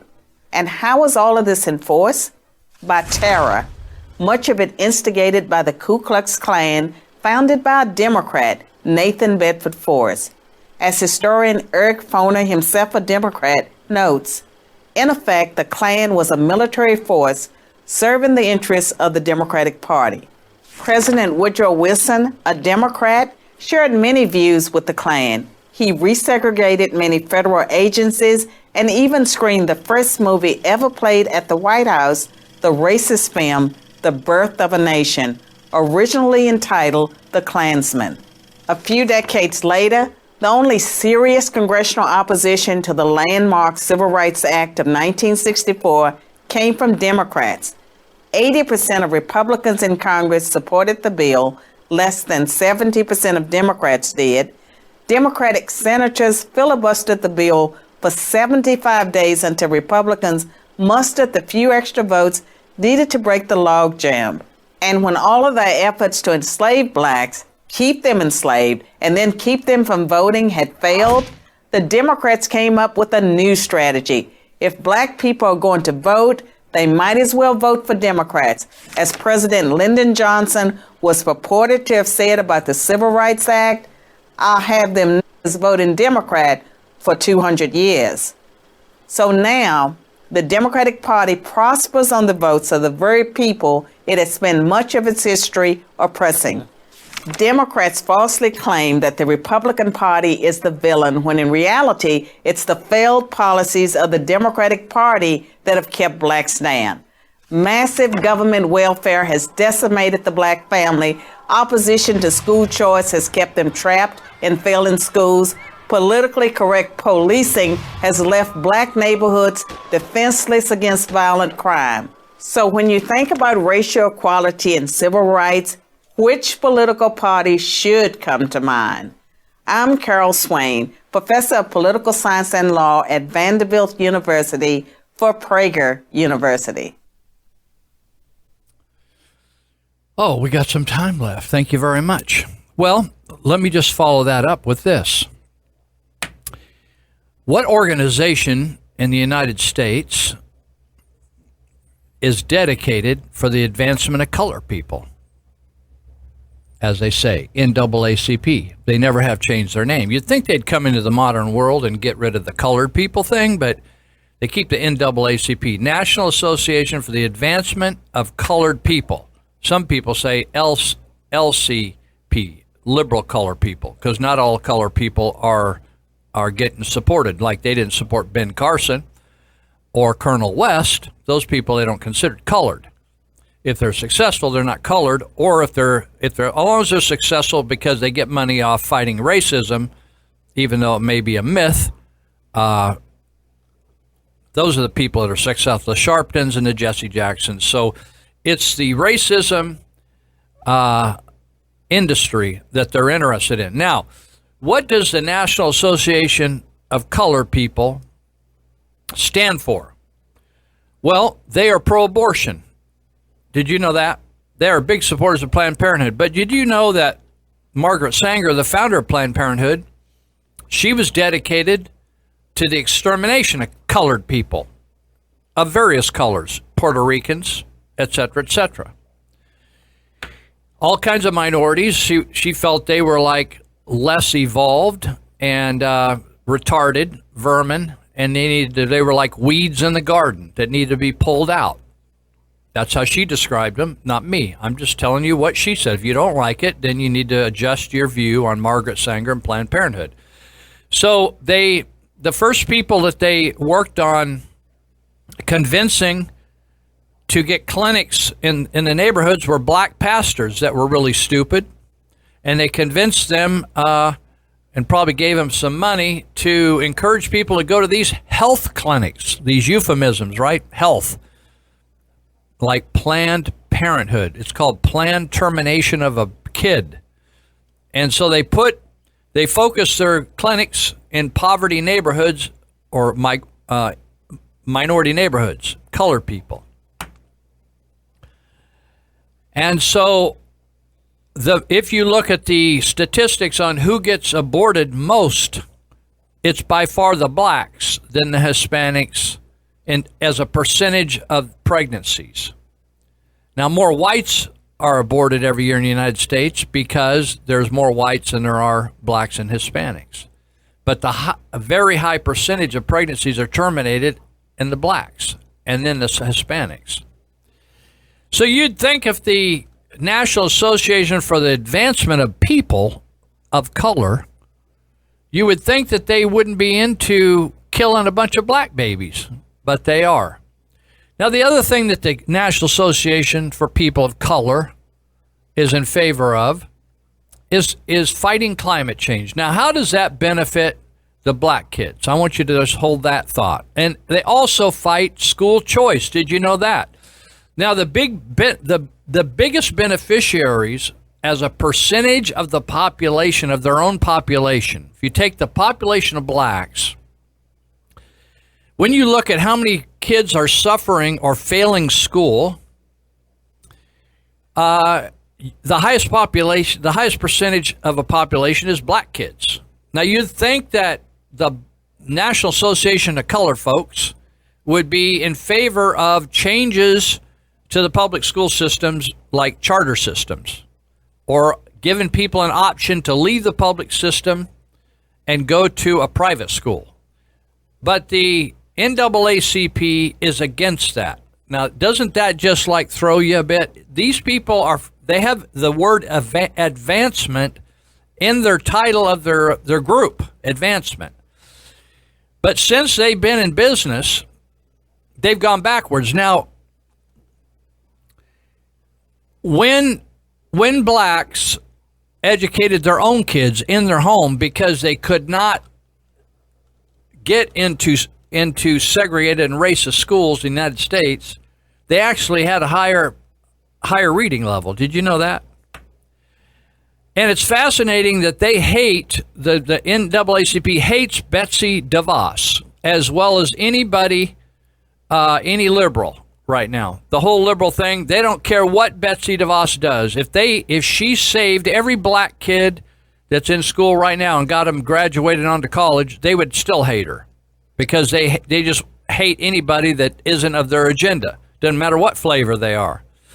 Betsy DeVos is interested in vouchers that allow any kid to leave whatever school he or she is in and go to a school that he or she thinks she can do better in. Do you think they'd support that? No, they're not going to support that. In fact, did you know that prior to President Carter in the mid-1970s, there was no Department of Education? Now, Trump is wanting to change money and cut money out of the Department of Education. Did you know what President Reagan wanted to eliminate? He was encouraged to eliminate the entire department. Did you know that we had a great education system in this country before the Department of Education at the federal level? There was just a small office under the Department of Human Services that handled education. Had some representatives, but all education was done at the local level. Parents were on the school board, and unions did not have control of schools. So since unions have taken over the schools, and basically the school board trustees are little whores that just do what the pimps, that would be the union directors, tell them, our whole system has gone awry. And so recently, a part of the swamp resigned over there at the Department of Education, one of the head leaders who was being asked to go in and testify at the House Oversight Committee on the whole idea of increasing improper compensation in federal student aid. Do you remember Obama took over all student loans from the, you remember at one time, if you wanted a loan, you went to a bank and got a loan, and you could get a student loan, or you could get a loan for a car, or a loan for a house, or go to college, whatever. You went to a bank, or you maybe got it through the college, through a bank. But now then he made it all under the government. So this guy was supposed to go in and testify about increasing something that was improper on the Department of Education. He refused, and not only refused, he resigned. He just said, I'm leaving town, dude, and I hate you on the way out. He just said, I hate you. He's a part of the swamp. And so we're running out of time here. We got take a break here, and then we'll finish for the last hour.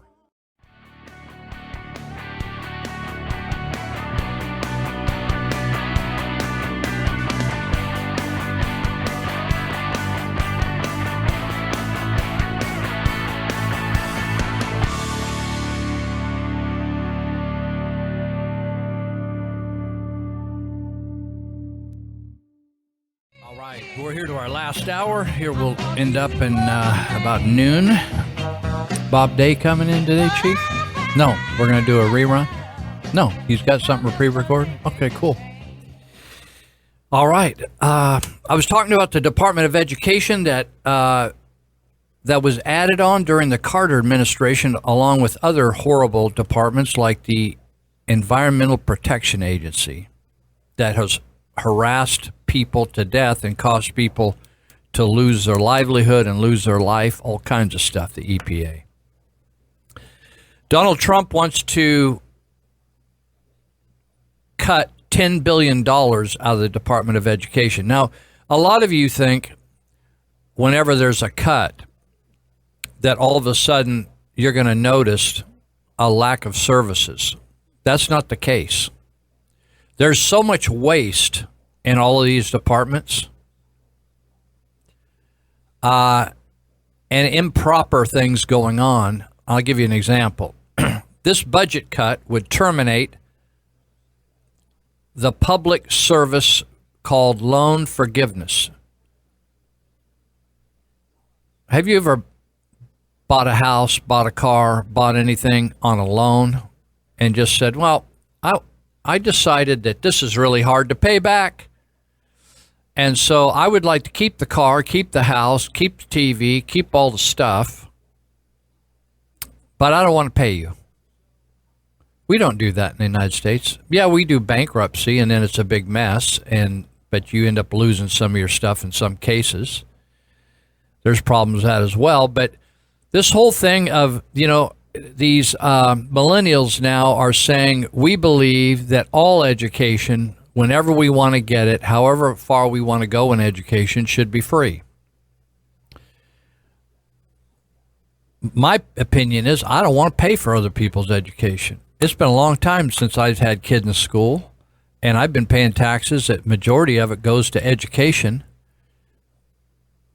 And I don't even have any kids in school anymore. I would rather use the money somewhere else.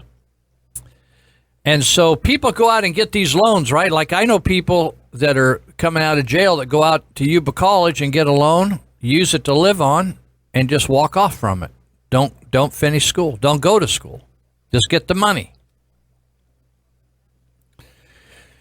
It's just another cash cow. And I think maybe if you blow it one time and you take it and you don't pay it back I don't know, it's one of those Pell Grants or something, you don't pay it back, that's the last time you can get it. But the fact is you still got it, and you walked away and ripped off the government.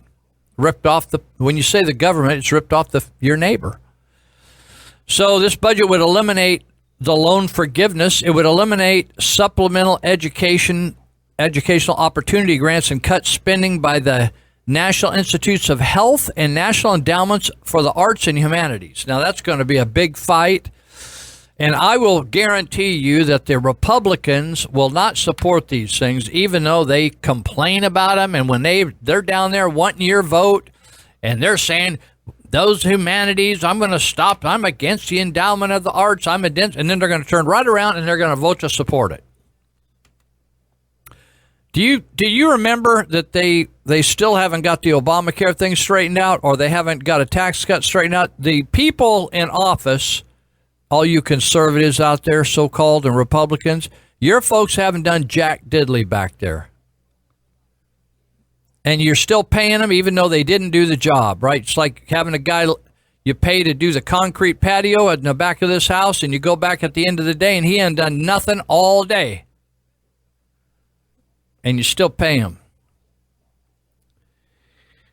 Department of Education will dedicate in this new budget over $1 billion to school choice. You've been complaining.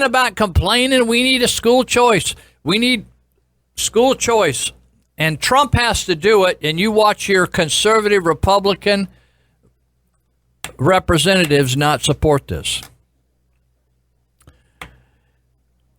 Further, they're going to further the options for children to unlock success, thus focus grants, which fund schools that employ open enrollment and consider the needs of individual students. They'll receive $1 billion. The department will also dedicate $250 million and $167 million to private school and charter school scholarships, respectively.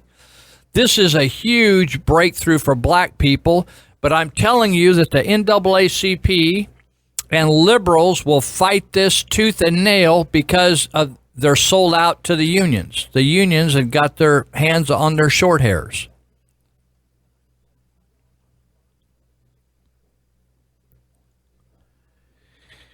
And Carrie Warwick says she's with the National College Access Network, Director of Policy and Advocacy. She says it would impair first-generation, low-income, and minority students from attaining higher education. You know, it's amazing to me. We have free education. You don't have to pay anything. You just send your kids to school. And yeah, some of them are better than others, right? That's why we're talking about school choice. But you're not paying for all this, right? Because most of the people that are low income don't pay a nickel. They don't pay any taxes. They don't pay any property taxes. In California, property taxes are paying for the majority of your school funds. They don't pay any property taxes or renting. So it's people that own property that are carrying these schools, and they get free education. You'd think that a person going all the way, that educators, school teachers who have those kids 6 to 8 hours a day could teach them pretty good, right? It's not happening, folks. It's just not happening. If you want same-o, when you have black kids, now adults, that are trashing cities like Ferguson, Detroit, yes, on and on and on, thrashing cities, and you think, why didn't those kids get an education? Why didn't they? Because the schools are crummy. That's why. That's one big reason. I wanted to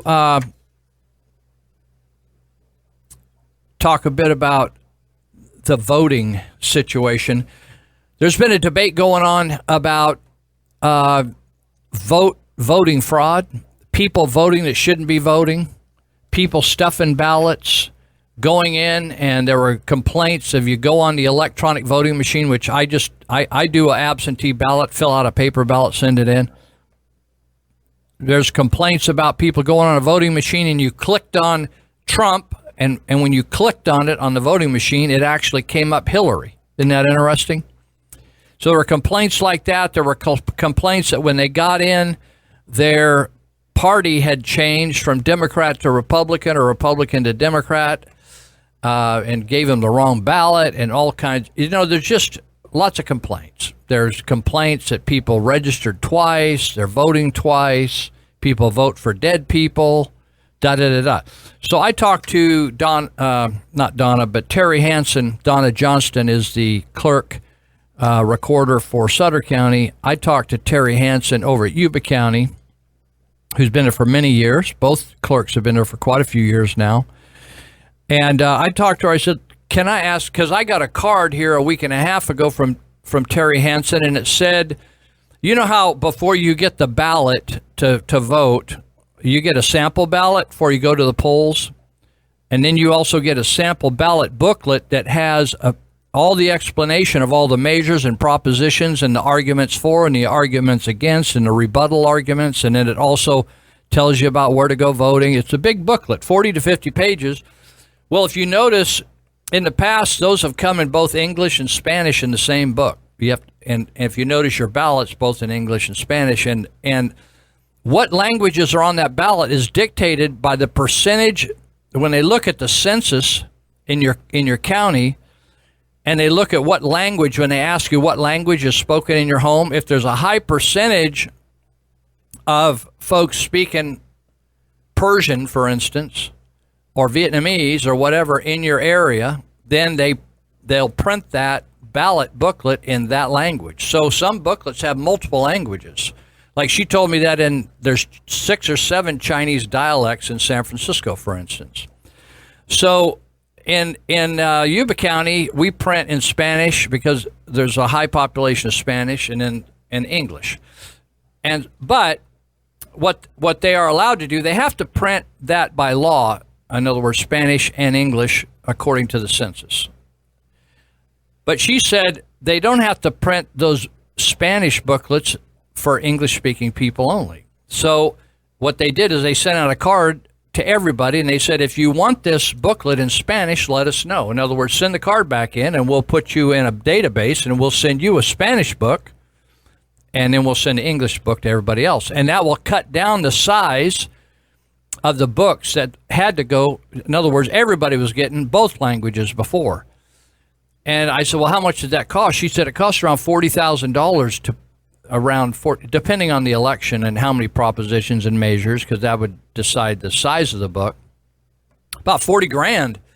And she said, I think we'll save a half or more by letting people choose which language they want. In other words, the Spanish people or Spanish speakers are going to choose what they want, and the rest will get English. So we got into a discussion about voter fraud, because we had a situation years ago here before Terry Hansen was clerk where there was a city council race, and a bunch of people were registered to vote at a pool hall down on 5th Street, and the clerk at that time saw that, and you're not supposed to register to vote at a business, you're supposed to register at a residence. And so they filed charges against the campaign. So there's all kinds of ways that you can mess with the system. But anyway, Terry Hansen said, I just asked her some basic questions because I wanted to get it clear in my own mind. In California, do you have to be a citizen to vote? And she said, yes, you do. That there's the federal rules that are called HAVA rules that to vote in a federal election, you have to follow all those. So you need to be a citizen to vote. A U.S. citizen, and you can't be in prison. And, a lot of people are confused about that. Like, you, as long as you're off parole, if you have a felony, you're off parole, you can vote. And you're out of prison, you can vote. Off parole, out of prison. And so anyway, I said, well, how do you keep track of everybody? Because there's all these people saying people are voting twice, et cetera. And she said, well, Lou, we now have this thing called CalVote or VoteCal. Can't remember which one it says it is. I have it in my article. You can read my full article in the Territorial Dispatch this week. But she answered a lot of questions I had and concerns. And so we have a county in Yuba that's about 70,000 people. I don't know how many voters, but Terry Hansen sounds like she can keep on top of it, and her crew over there. So when people move, you're supposed to re-register or update their residence. So if you don't move, then the mail will come back. If I moved from my location behind Taco Bell and I moved somewhere else in Yuba County, the mail would come back to Terry Hansen, and then they would track me down and change that or put it in a particular file, and if I showed up to vote, then they'd say, well, we don't know where you were. That's why you didn't get your materials. But if I moved out of county and re-registered, say I moved to Nevada County and I registered, all that information goes into the VoteCal system and the HAVA system, and if my numbers match up, my social security number and my driver's license number, when you register you have to give ID numbers, then that's good to go. But it would also note that I'm also registered in Yuba County, and it would let Yuba County know so they could delete that off the system. So even if you move to another state, that's true. Now, other states and other counties, I don't know how they have the same systems. However, like, I don't know when you get out of the state of California what kind of state system people have. We know that the federal system covers all 50 states and the various, what do you call them, territories, and like Samoa, Puerto Rico, et cetera, the islands that aren't states, but they're part of the United States in voting. And so there's a keeping track that way. But anyway, it was interesting and the other thing was, how do you keep track of dead people?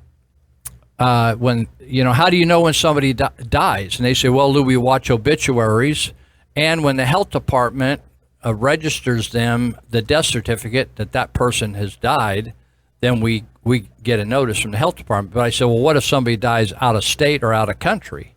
She said, that's more difficult to track, but eventually we will pick up on it, but it is more difficult to track. So anyway, it was an interesting discussion on voting, and I asked her this question.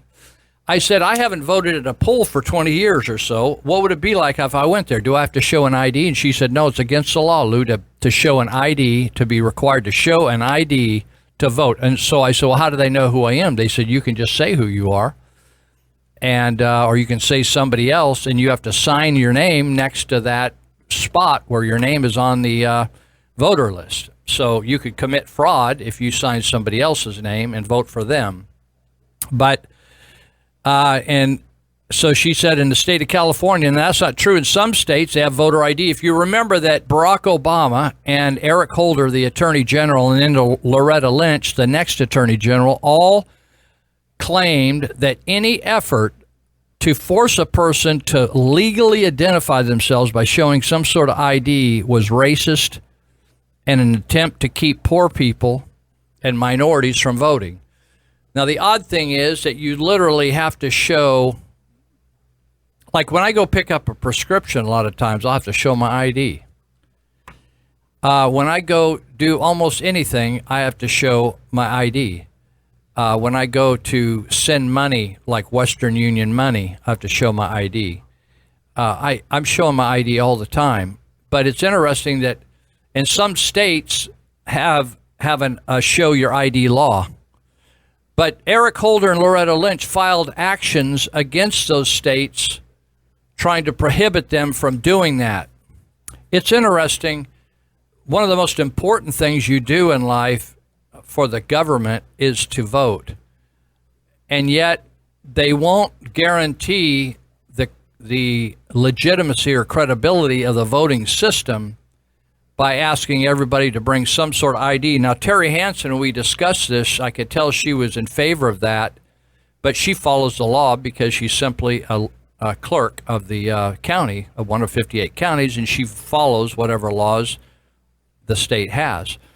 But she said, Lou, it'd be for people, if they really had no way to get an ID and they had no money, but they wanted to vote, in those rare cases, we could produce an ID right here in the county clerk's office for free, based upon the information that they had, their social security number or whatever, and we could figure it all out and produce an ID. But the state of California, being essentially an Obama state, will not allow that.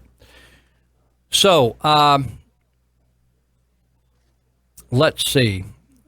I wanted to, I don't know whether we talked about this last week, but I wrote about it in an article in the Territorial Dispatch, I think it was last week, that it's just one city after another. We talked about this a couple weeks ago, where the city of Oakland passed an obese tax, a sugar tax, and that money was supposed to go to help better the health of individuals, but they turned around and they've been taking that money and just using it in the general budget.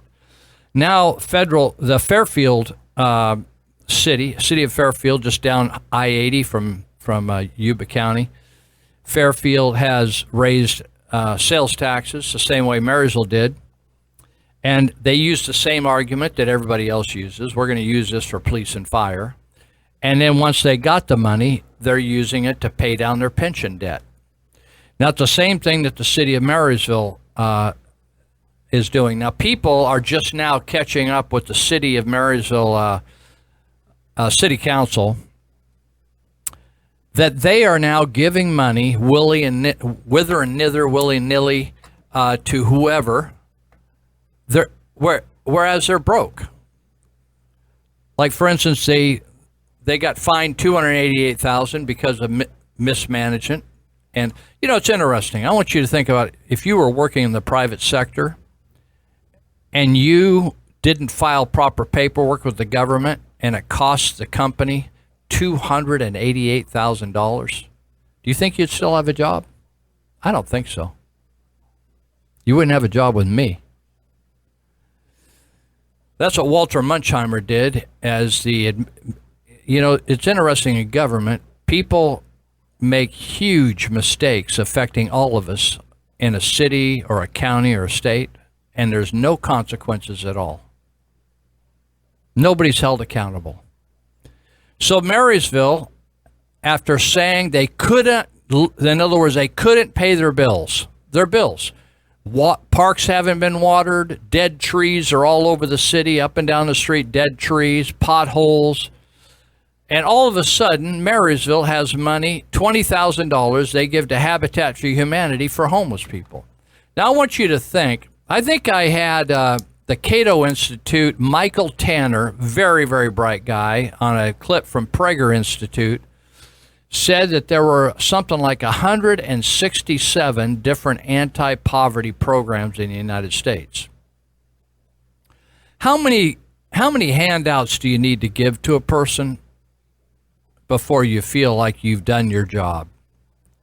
When you have rescue missions, clean and sober living environments, drug rehabs, Section 8 housing, WIC, that's women and infant nutrition, general assistance, handouts, gleanings, the senior gleaners, food pantries at church, the Hand of Hope, you can go wash your clothes, all these things. You have people coming down cooking for you in the river bottoms. You have all these things. Now you have to put people in tough sheds, and then Sutter County is thinking about building some sort of building as another. I mean, how many safety nets do you have before you feel like you did all you could? I'm fascinated with the fact that there's just no end to the charitable actions of government officials when they're spending other people's money. Isn't it fascinating?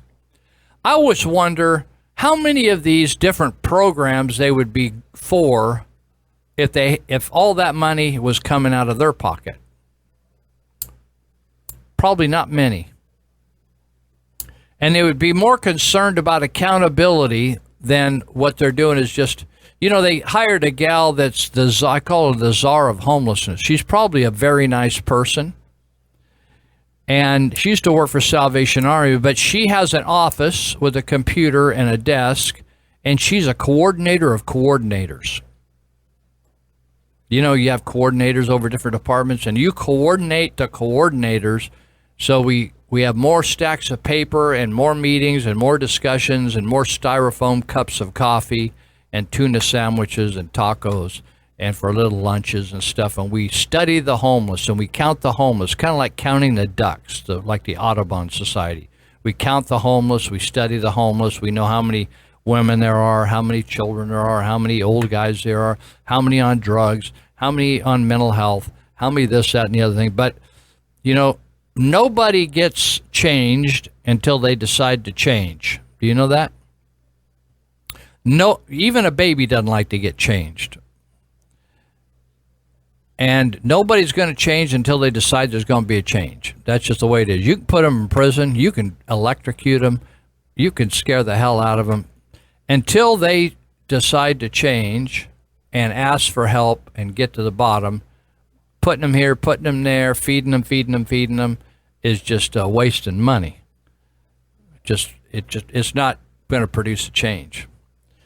And that's what the county's feeling good about themselves spending your money, right? So $20,000, your weeds are growing up in the concrete outside your house. The concrete's all busted up and falling apart throughout the city of Marysville. Dead trees all over. They can't trim the palm trees over in the old park at 10th and Yuba Street. It's just one thing after another, but they can give $20,000 to Habitat for Humanity. We'll be right back. Hi, I'm Elizabeth, and I'm the activist mommy. Well, today we're going to be talking about gender insanity. Someone please tell me I'm just dreaming and I simply haven't woken up from a very bad dream. Our youth culture is drowning in an identity crisis. We've got grown men saying they identify as 6-year-old girls, men identifying as aliens, and even dragons, women identifying as cats. He's good. Amen. Hi, I'm Elizabeth, and I'm the activist. Men identifying as aliens, and even dragons. Women identifying as cats. Moms and daughters transitioning to the opposite sex together. We've got guys going into girls' locker rooms and bathrooms, and drag queens are reading stories to children in public libraries, thereby normalizing this behavior of men dressing up in high heels, a wig, a bra, and copious amounts of makeup. Whatever happened to puppet shows and craft day at the library? Why do we need to bring in kiddie porn and tampon and Lucy Fur to accommodate the 0.001% of the population? Then we have the LGBTQIAAPP acronym. Yes, that's right. I'll have to read this list since I can't keep up with all of it. It's lesbian, gay, bisexual, transgender, queer, questioning, intersex, asexual, pansexual, that means anything and everything, polysexual, this includes polygamy and orgies, kink is the K. This would include bondage, spanking people, public sex, whatever floats your boat. That would come under the label as kink. Then we have the pronoun police, and they want to make sure that we say thyself and air self and verse self and ter self instead of the homophobic pronouns that we used to use. Now, if you don't abide by these gender-sensitive policies and pronouns, you're called a racist, misogynistic, homophobic, privileged bigot. March's edition of Time magazine said this: every different type of identity that exists should be supported. Look, people, this is stupid. This is literally one of the most embarrassing moments in our nation's history. We have become so open-minded that our brains are falling out. Here's the fact. If Bruce Jenner, who now calls himself Caitlyn Jenner, were to commit a crime and leave DNA evidence behind, investigators would send a sample to the lab and determine that the perpetrator was either a male or a female. The evidence would show that she is a what? A biological male. Yes, that's right. I'm sorry if you don't think that's sensitive, but no matter how big Bruce makes his boobs and how high the heels are he wears, Bruce will always be Bruce. He can't change that. You see, truth and reality and science really mean nothing to the left. People are fighting their true biological identity, and Hollywood and the media are trying to pressure us to celebrate this. No, I'm not going to celebrate your mental disorders. I'm not going to celebrate your sin. I'm not going to celebrate your departure from reality. I'm going to invite you to embrace who you really are, who God made you to be. When you allow for anything other than biological male and biological female, it's banana land. Gender insanity is ruining our nation and our credibility as a people. All right, Lou Benninger here, and I got some papas that are Rolling Stones in my neighborhood hanging out. Wherever they lay their head, sometimes it's down by my house. That's their home. Well, I was looking at this immigration thing is crazy. I mean, we got people saying, hey, anybody that wants to come here can come here, but they're not earning any money and paying the taxes that are going to support them. And we got people like this driver of a car who hit a 6-year-old kid. He had been sent back to Mexico 17 times in 14 years. Illegal guy.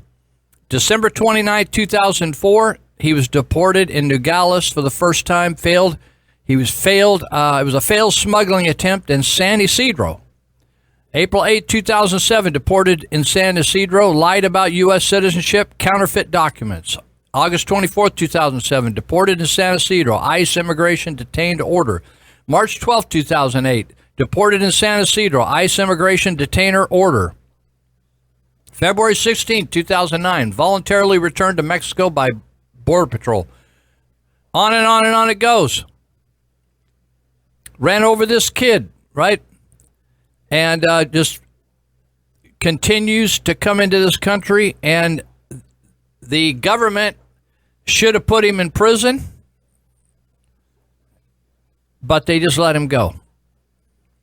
So the other day, people are complaining, oh, ICE, they're coming into all these counties and they're arresting people. I've been hearing the media is so complicit with the Obama people. It's like they arrested a guy picking up his kid from school. What's wrong with that? If he murdered somebody, would you care? Or raped somebody but he still picks up his kid from school? Somehow picking up his kid from school is not a good place to arrest. In other words, you got to arrest him when he's drunk laying in a gutter. That's when you arrest him. Or when he's like trying to hold somebody up. That's when you arrest. But you can't, if he's doing something like, what if he's playing catch with his kid or playing soccer with his kid? You can't arrest him then, even though he's a criminal. So ICE was down in the LA area. On Wednesday, this last week, they arrested 188 foreign nationals, what I call illegal aliens, with 90% having prior convictions, according to the ICE statement. So they arrested, this is just down in LA area, but ICE they've arrested more than 1,300 suspected gang members as well.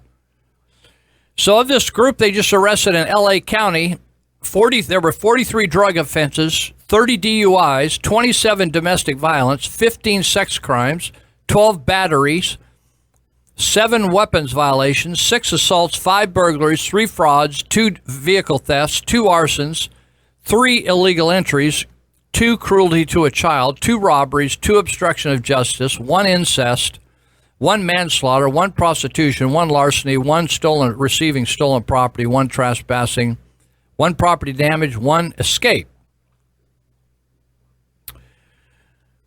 Those arrested, 177 men, 11 women, are from a combined 11 countries, with the majority from south of the U.S.-Mexican border. So 146 of those were from Mexico, 13 El Salvador, 12 Guatemala, 5 Honduras, 5 Armenia, 5 Russia, 1 Thailand, 1 Vietnam, 1 Philippines, 1 Yugoslavia, in quotes, because there's really not a Yugoslavia anymore, but that area, 1 Cambodia.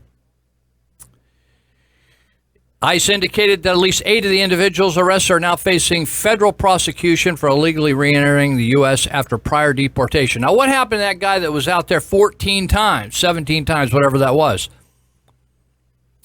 They say, now this is such a different tone than under Trump than Obama. They say, the ICE is saying, if you face federal prosecution for illegally re-entering the U.S. after you were deported, it's a felony and it's punishable by up to 20 years in prison. Now, if many people get those kind of sentences, you think that's going to have a deterrent effect on people coming in here illegally more than once?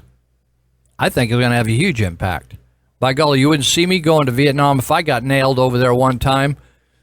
You wouldn't see me trying to do that one more time if I thought, I'm going to end up, at my age, I'm going to die over there, dude, in the jail. The ICE says those who are not undergoing criminal prosecution will be processed for deportation, while others who have outstanding orders of removal or illegally returned to the U.S. will be subject to immediate return home. Now, where did they find? I said they found these guys in Los Angeles County, but it was a little more widespread than that. You know, it was all Southern California. So L.A. had 93 of the arrests. Riverside County, 26, Orange County, 23, San Bernardino, 21, Ventura, 14, and Santa Barbara, 11. So they just didn't go willy-nilly and pull up into a Home Depot where guys are waiting outside to see if they can get some day labor. They knew who these people were. They knew they had crimes pending that they needed to respond to. And they went and they picked them up. They're criminals. Now, the liberal media then writes a story like, oh my God, they picked up this guy. Now, they didn't tell you he was a rapist and he's picking up his kid from school, or that he beat up an old lady, or that he was committing incest. They like to screw kids. Yeah, by the way, it's interesting to me, this the Middle Eastern culture and the Hispanic culture has a lot more liberal view on having sex with kids. Did you know that? If you don't know that, you need to learn some of this stuff. It's interesting. And even the people, the ISIS fighters, the Muslim ISIS fighters, they have sex with women, the men. But if they've been out away from women a lot and they're fighting on the various fronts they have going on, that they pass out some gel or Vaseline and they give them like a blessing from the imam to have sex with each other, men to men, because they don't have women around. That's okay in their culture. Now, when you invite them to the U.S. and they're used to having sex with kids, because that's okay over there, when they come to the U.S. and have sex with your kids, whether they're Mexican or whether they're from Middle East or Honduran or El Salvadoran or whatever, because they just look at things differently. You think, hey, you know, how come you're picking on them? Are you racist? No, I'm just saying. All I'm saying is, like right here in Yuba Sutter, we have people that have sex with kids, and when they're caught, or they're into child pornography, when they're caught, we prosecute them.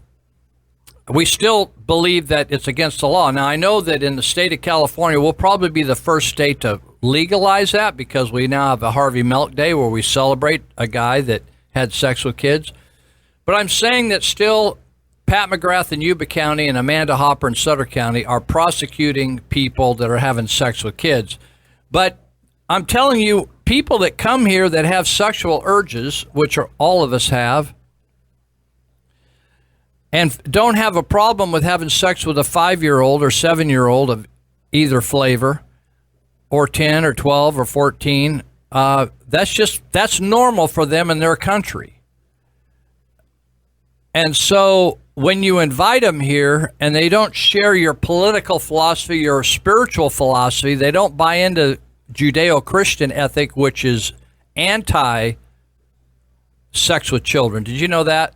If you read the Bible, it's very clear that having sex with the same gender or with an animal or with a child, and there's a number of other requirements. In other words, the Bible says sex is a good thing as long as you dial it in the right spot. But in these other areas, it forbids it, and it's gnarly. It's gnarly. There was deep, serious punishment, loss of life, capital punishment for having sex with a kid. And so our laws are based on the Judeo-Christian ethic, and so when people come in here and they think, hey, this is the way we did it back home. It's no big deal. You had sex with a gal. I'm speaking on behalf of a guy. You had sex with a gal, or she wasn't available. You had sex with your Army partner. Or if there's a kid around, you just keep him around like a puppy and have sex with him. That's just the way it is. So when people say, oh, my goodness, we can, these people are all just like us. They're not like you at all. Muslim people from the Middle East in these countries they don't have the same value system and belief system of you at all. So this thing of, it's sobering when you look at, say, drug offenses. We're not talking about people that are using drugs. We're talking about people that are cartel operators, right? Moving, like I talked to a guy in juvenile hall the other day because we had a prophecy at the Church of Glad Tidings talking about that there was going to be a huge cocaine bust. And I thought, I'm suspicious, as critical as anybody else. I'm always got my antenna up. And I thought, I've been out of the drug scene for a lot of years, so I wasn't familiar with how much cocaine's around here or not. I thought, did that guy miss something? I said, I've been hearing that heroin's really cheap and that people are doing a lot of heroin right now. It's cheaper than the Oxycontin and Norcos and stuff like that. So heroin is becoming popular. But I talked to a guy in juvenile hall that's a druggie. And I said, tell me about cocaine around here. He said, Lou, there's lots of cocaine around here. Lots of cocaine. Pounds and pounds and pounds and pounds. And I said, oh, okay. That's all. I'm not asking who's got it. I just said I'm interested in the trade. He said, oh, you can score it anywhere, and there's tons of it. Lots of, not tons literally, but there's lots of it. Pounds. You can score it easy. And so it confirmed my friend's prophecy that so I've been watching for a big bust. Now, there was recently a big bust of marijuana and up in the Loma Rica area and up in the Bangor area, $1 million each. But, get your attention when, I don't know how many of you have ever been robbed or your car stolen or you've been assaulted or you've had anybody in your family. There was one thing that's not listed here is murder. And, there is a lady here, Dottie Van Eckart, that's been involved in conservative politics, and she and her husband, Peter, had lived here many, many, many years, decades. And it's one thing to read something in the paper, something bad happening to somebody, and you think, oh, that's a shame. Because, if somebody gets hit by a car or somebody gets burned up in a house but if you know that person, or if you know someone that's their people, it has a different impact, doesn't it? And to know that somebody like a lady that's been a person, a good citizen in this community for many, many years, to learn that her grandson was murdered in San Francisco in a sanctuary city for illegal aliens, and he was murdered. He was stabbed to death outside of a restaurant that he was leaving.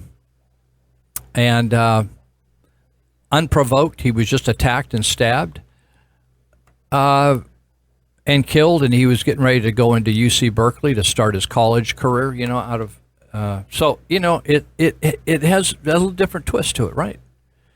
And to know that people, and you think, well, he could have been murdered by anybody. Something? Yeah, there's a lot of Americans that are screwy.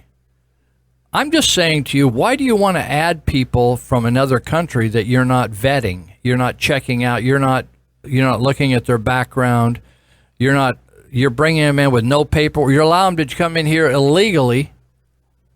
If a person's willing to violate, it's kind of I used to say this. I still say it. If a person is unfaithful to their wife, do you trust them with the money at your business? Right?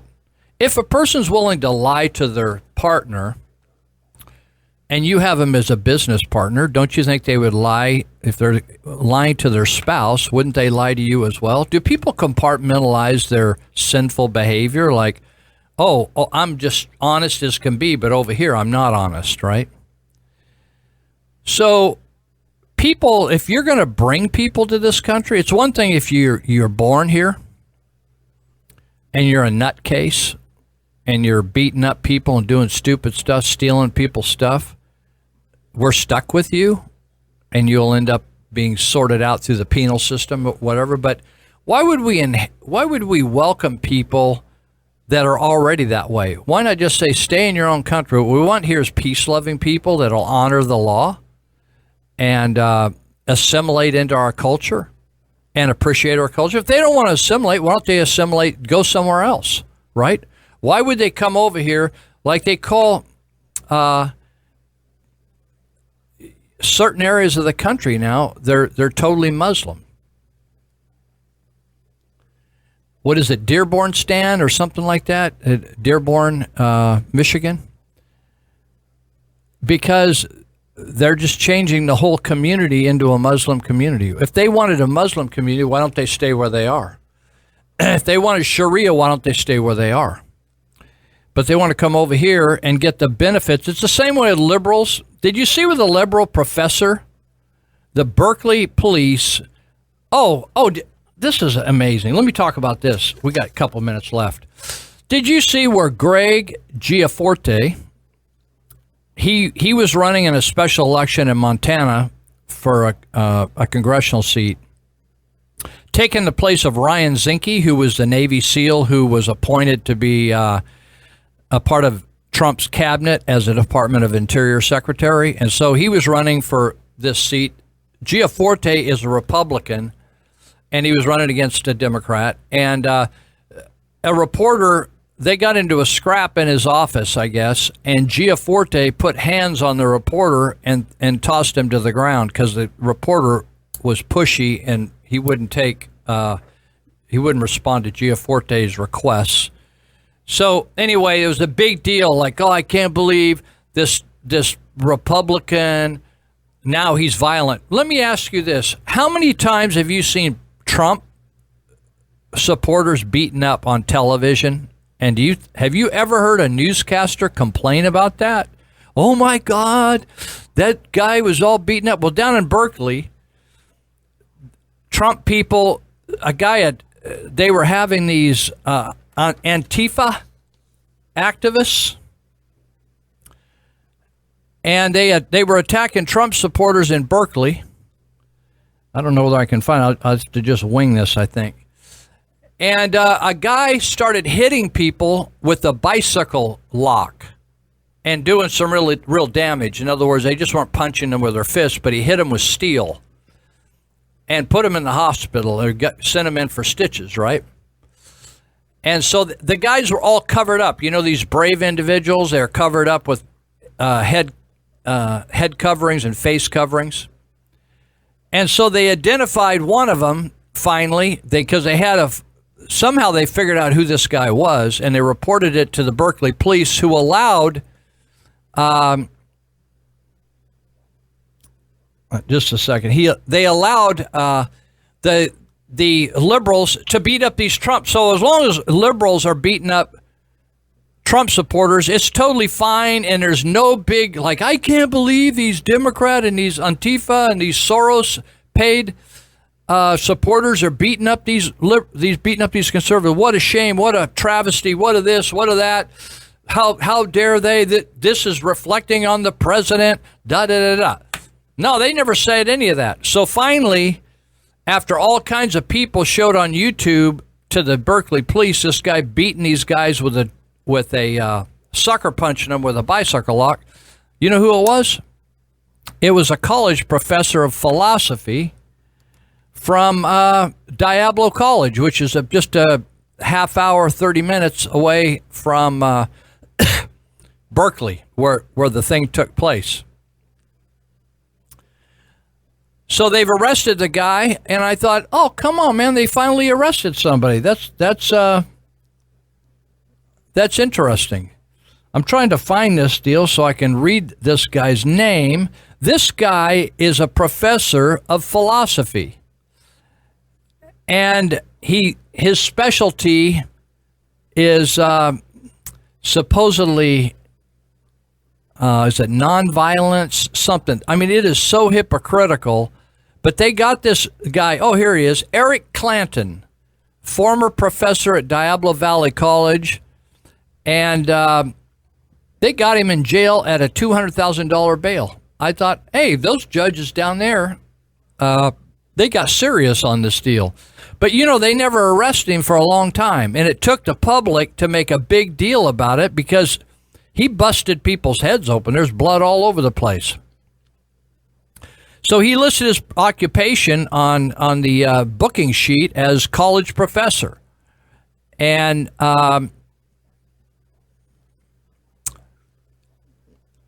you know, the liberals, this reporter claimed he got his glasses broken and he got tossed to the ground by Giaforte because the guy wouldn't follow Giaforte's directives in his office. So you got everybody debating on the internet and on these talk shows on television, even conservative guys saying, well, you know, Giaforte, you know, the issue is he shouldn't be violent. Honestly, when are we going to, what about all these people blocking freeways, burning down buildings, breaking out windows, turning over police cars, beating up people, dumping stuff on Trump supporters? If you wore a Trump hat, make America great again. People are afraid to wear a Trump hat. People are afraid to wear a conservative T-shirt because they get beat up. You can't mention anything. You can't draw a chalk drawing on a sidewalk with Trump on a college campus, or you're threatening people. And now this one reporter goes down. Now anything that happens in Montana was going to be a Democratic win. Like they thought, oh, well, Trump won Montana by 20 points.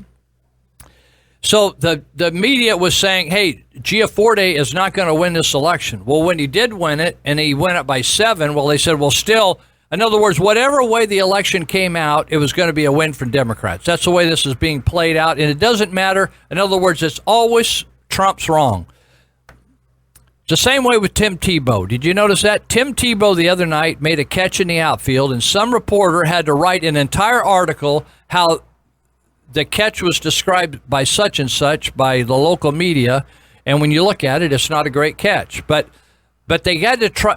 In other words, it's interesting. You have a guy that's at the top of the national athletic news when he was a Heisman Trophy winner, and now anything he does, if he's a coach in Little League, if he's a coach in college, if he plays single A ball, you're just going to trash him. It doesn't matter what he did. If he had a home run every time up, he'd say he's showing off. Isn't it interesting how this anti-Christian, anti-Tebow is just a constant harangue from the media?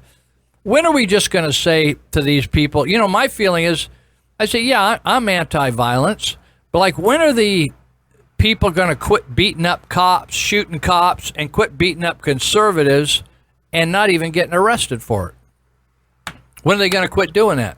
So maybe if an occasional reporter gets knocked over, maybe they'll be a little more careful and a little more sensitive. We're going to wrap it up here, and Bob Day's got a pre-recorded show coming, and it's going to be all in the hands of the famous and infamous Leon L. Lampkin.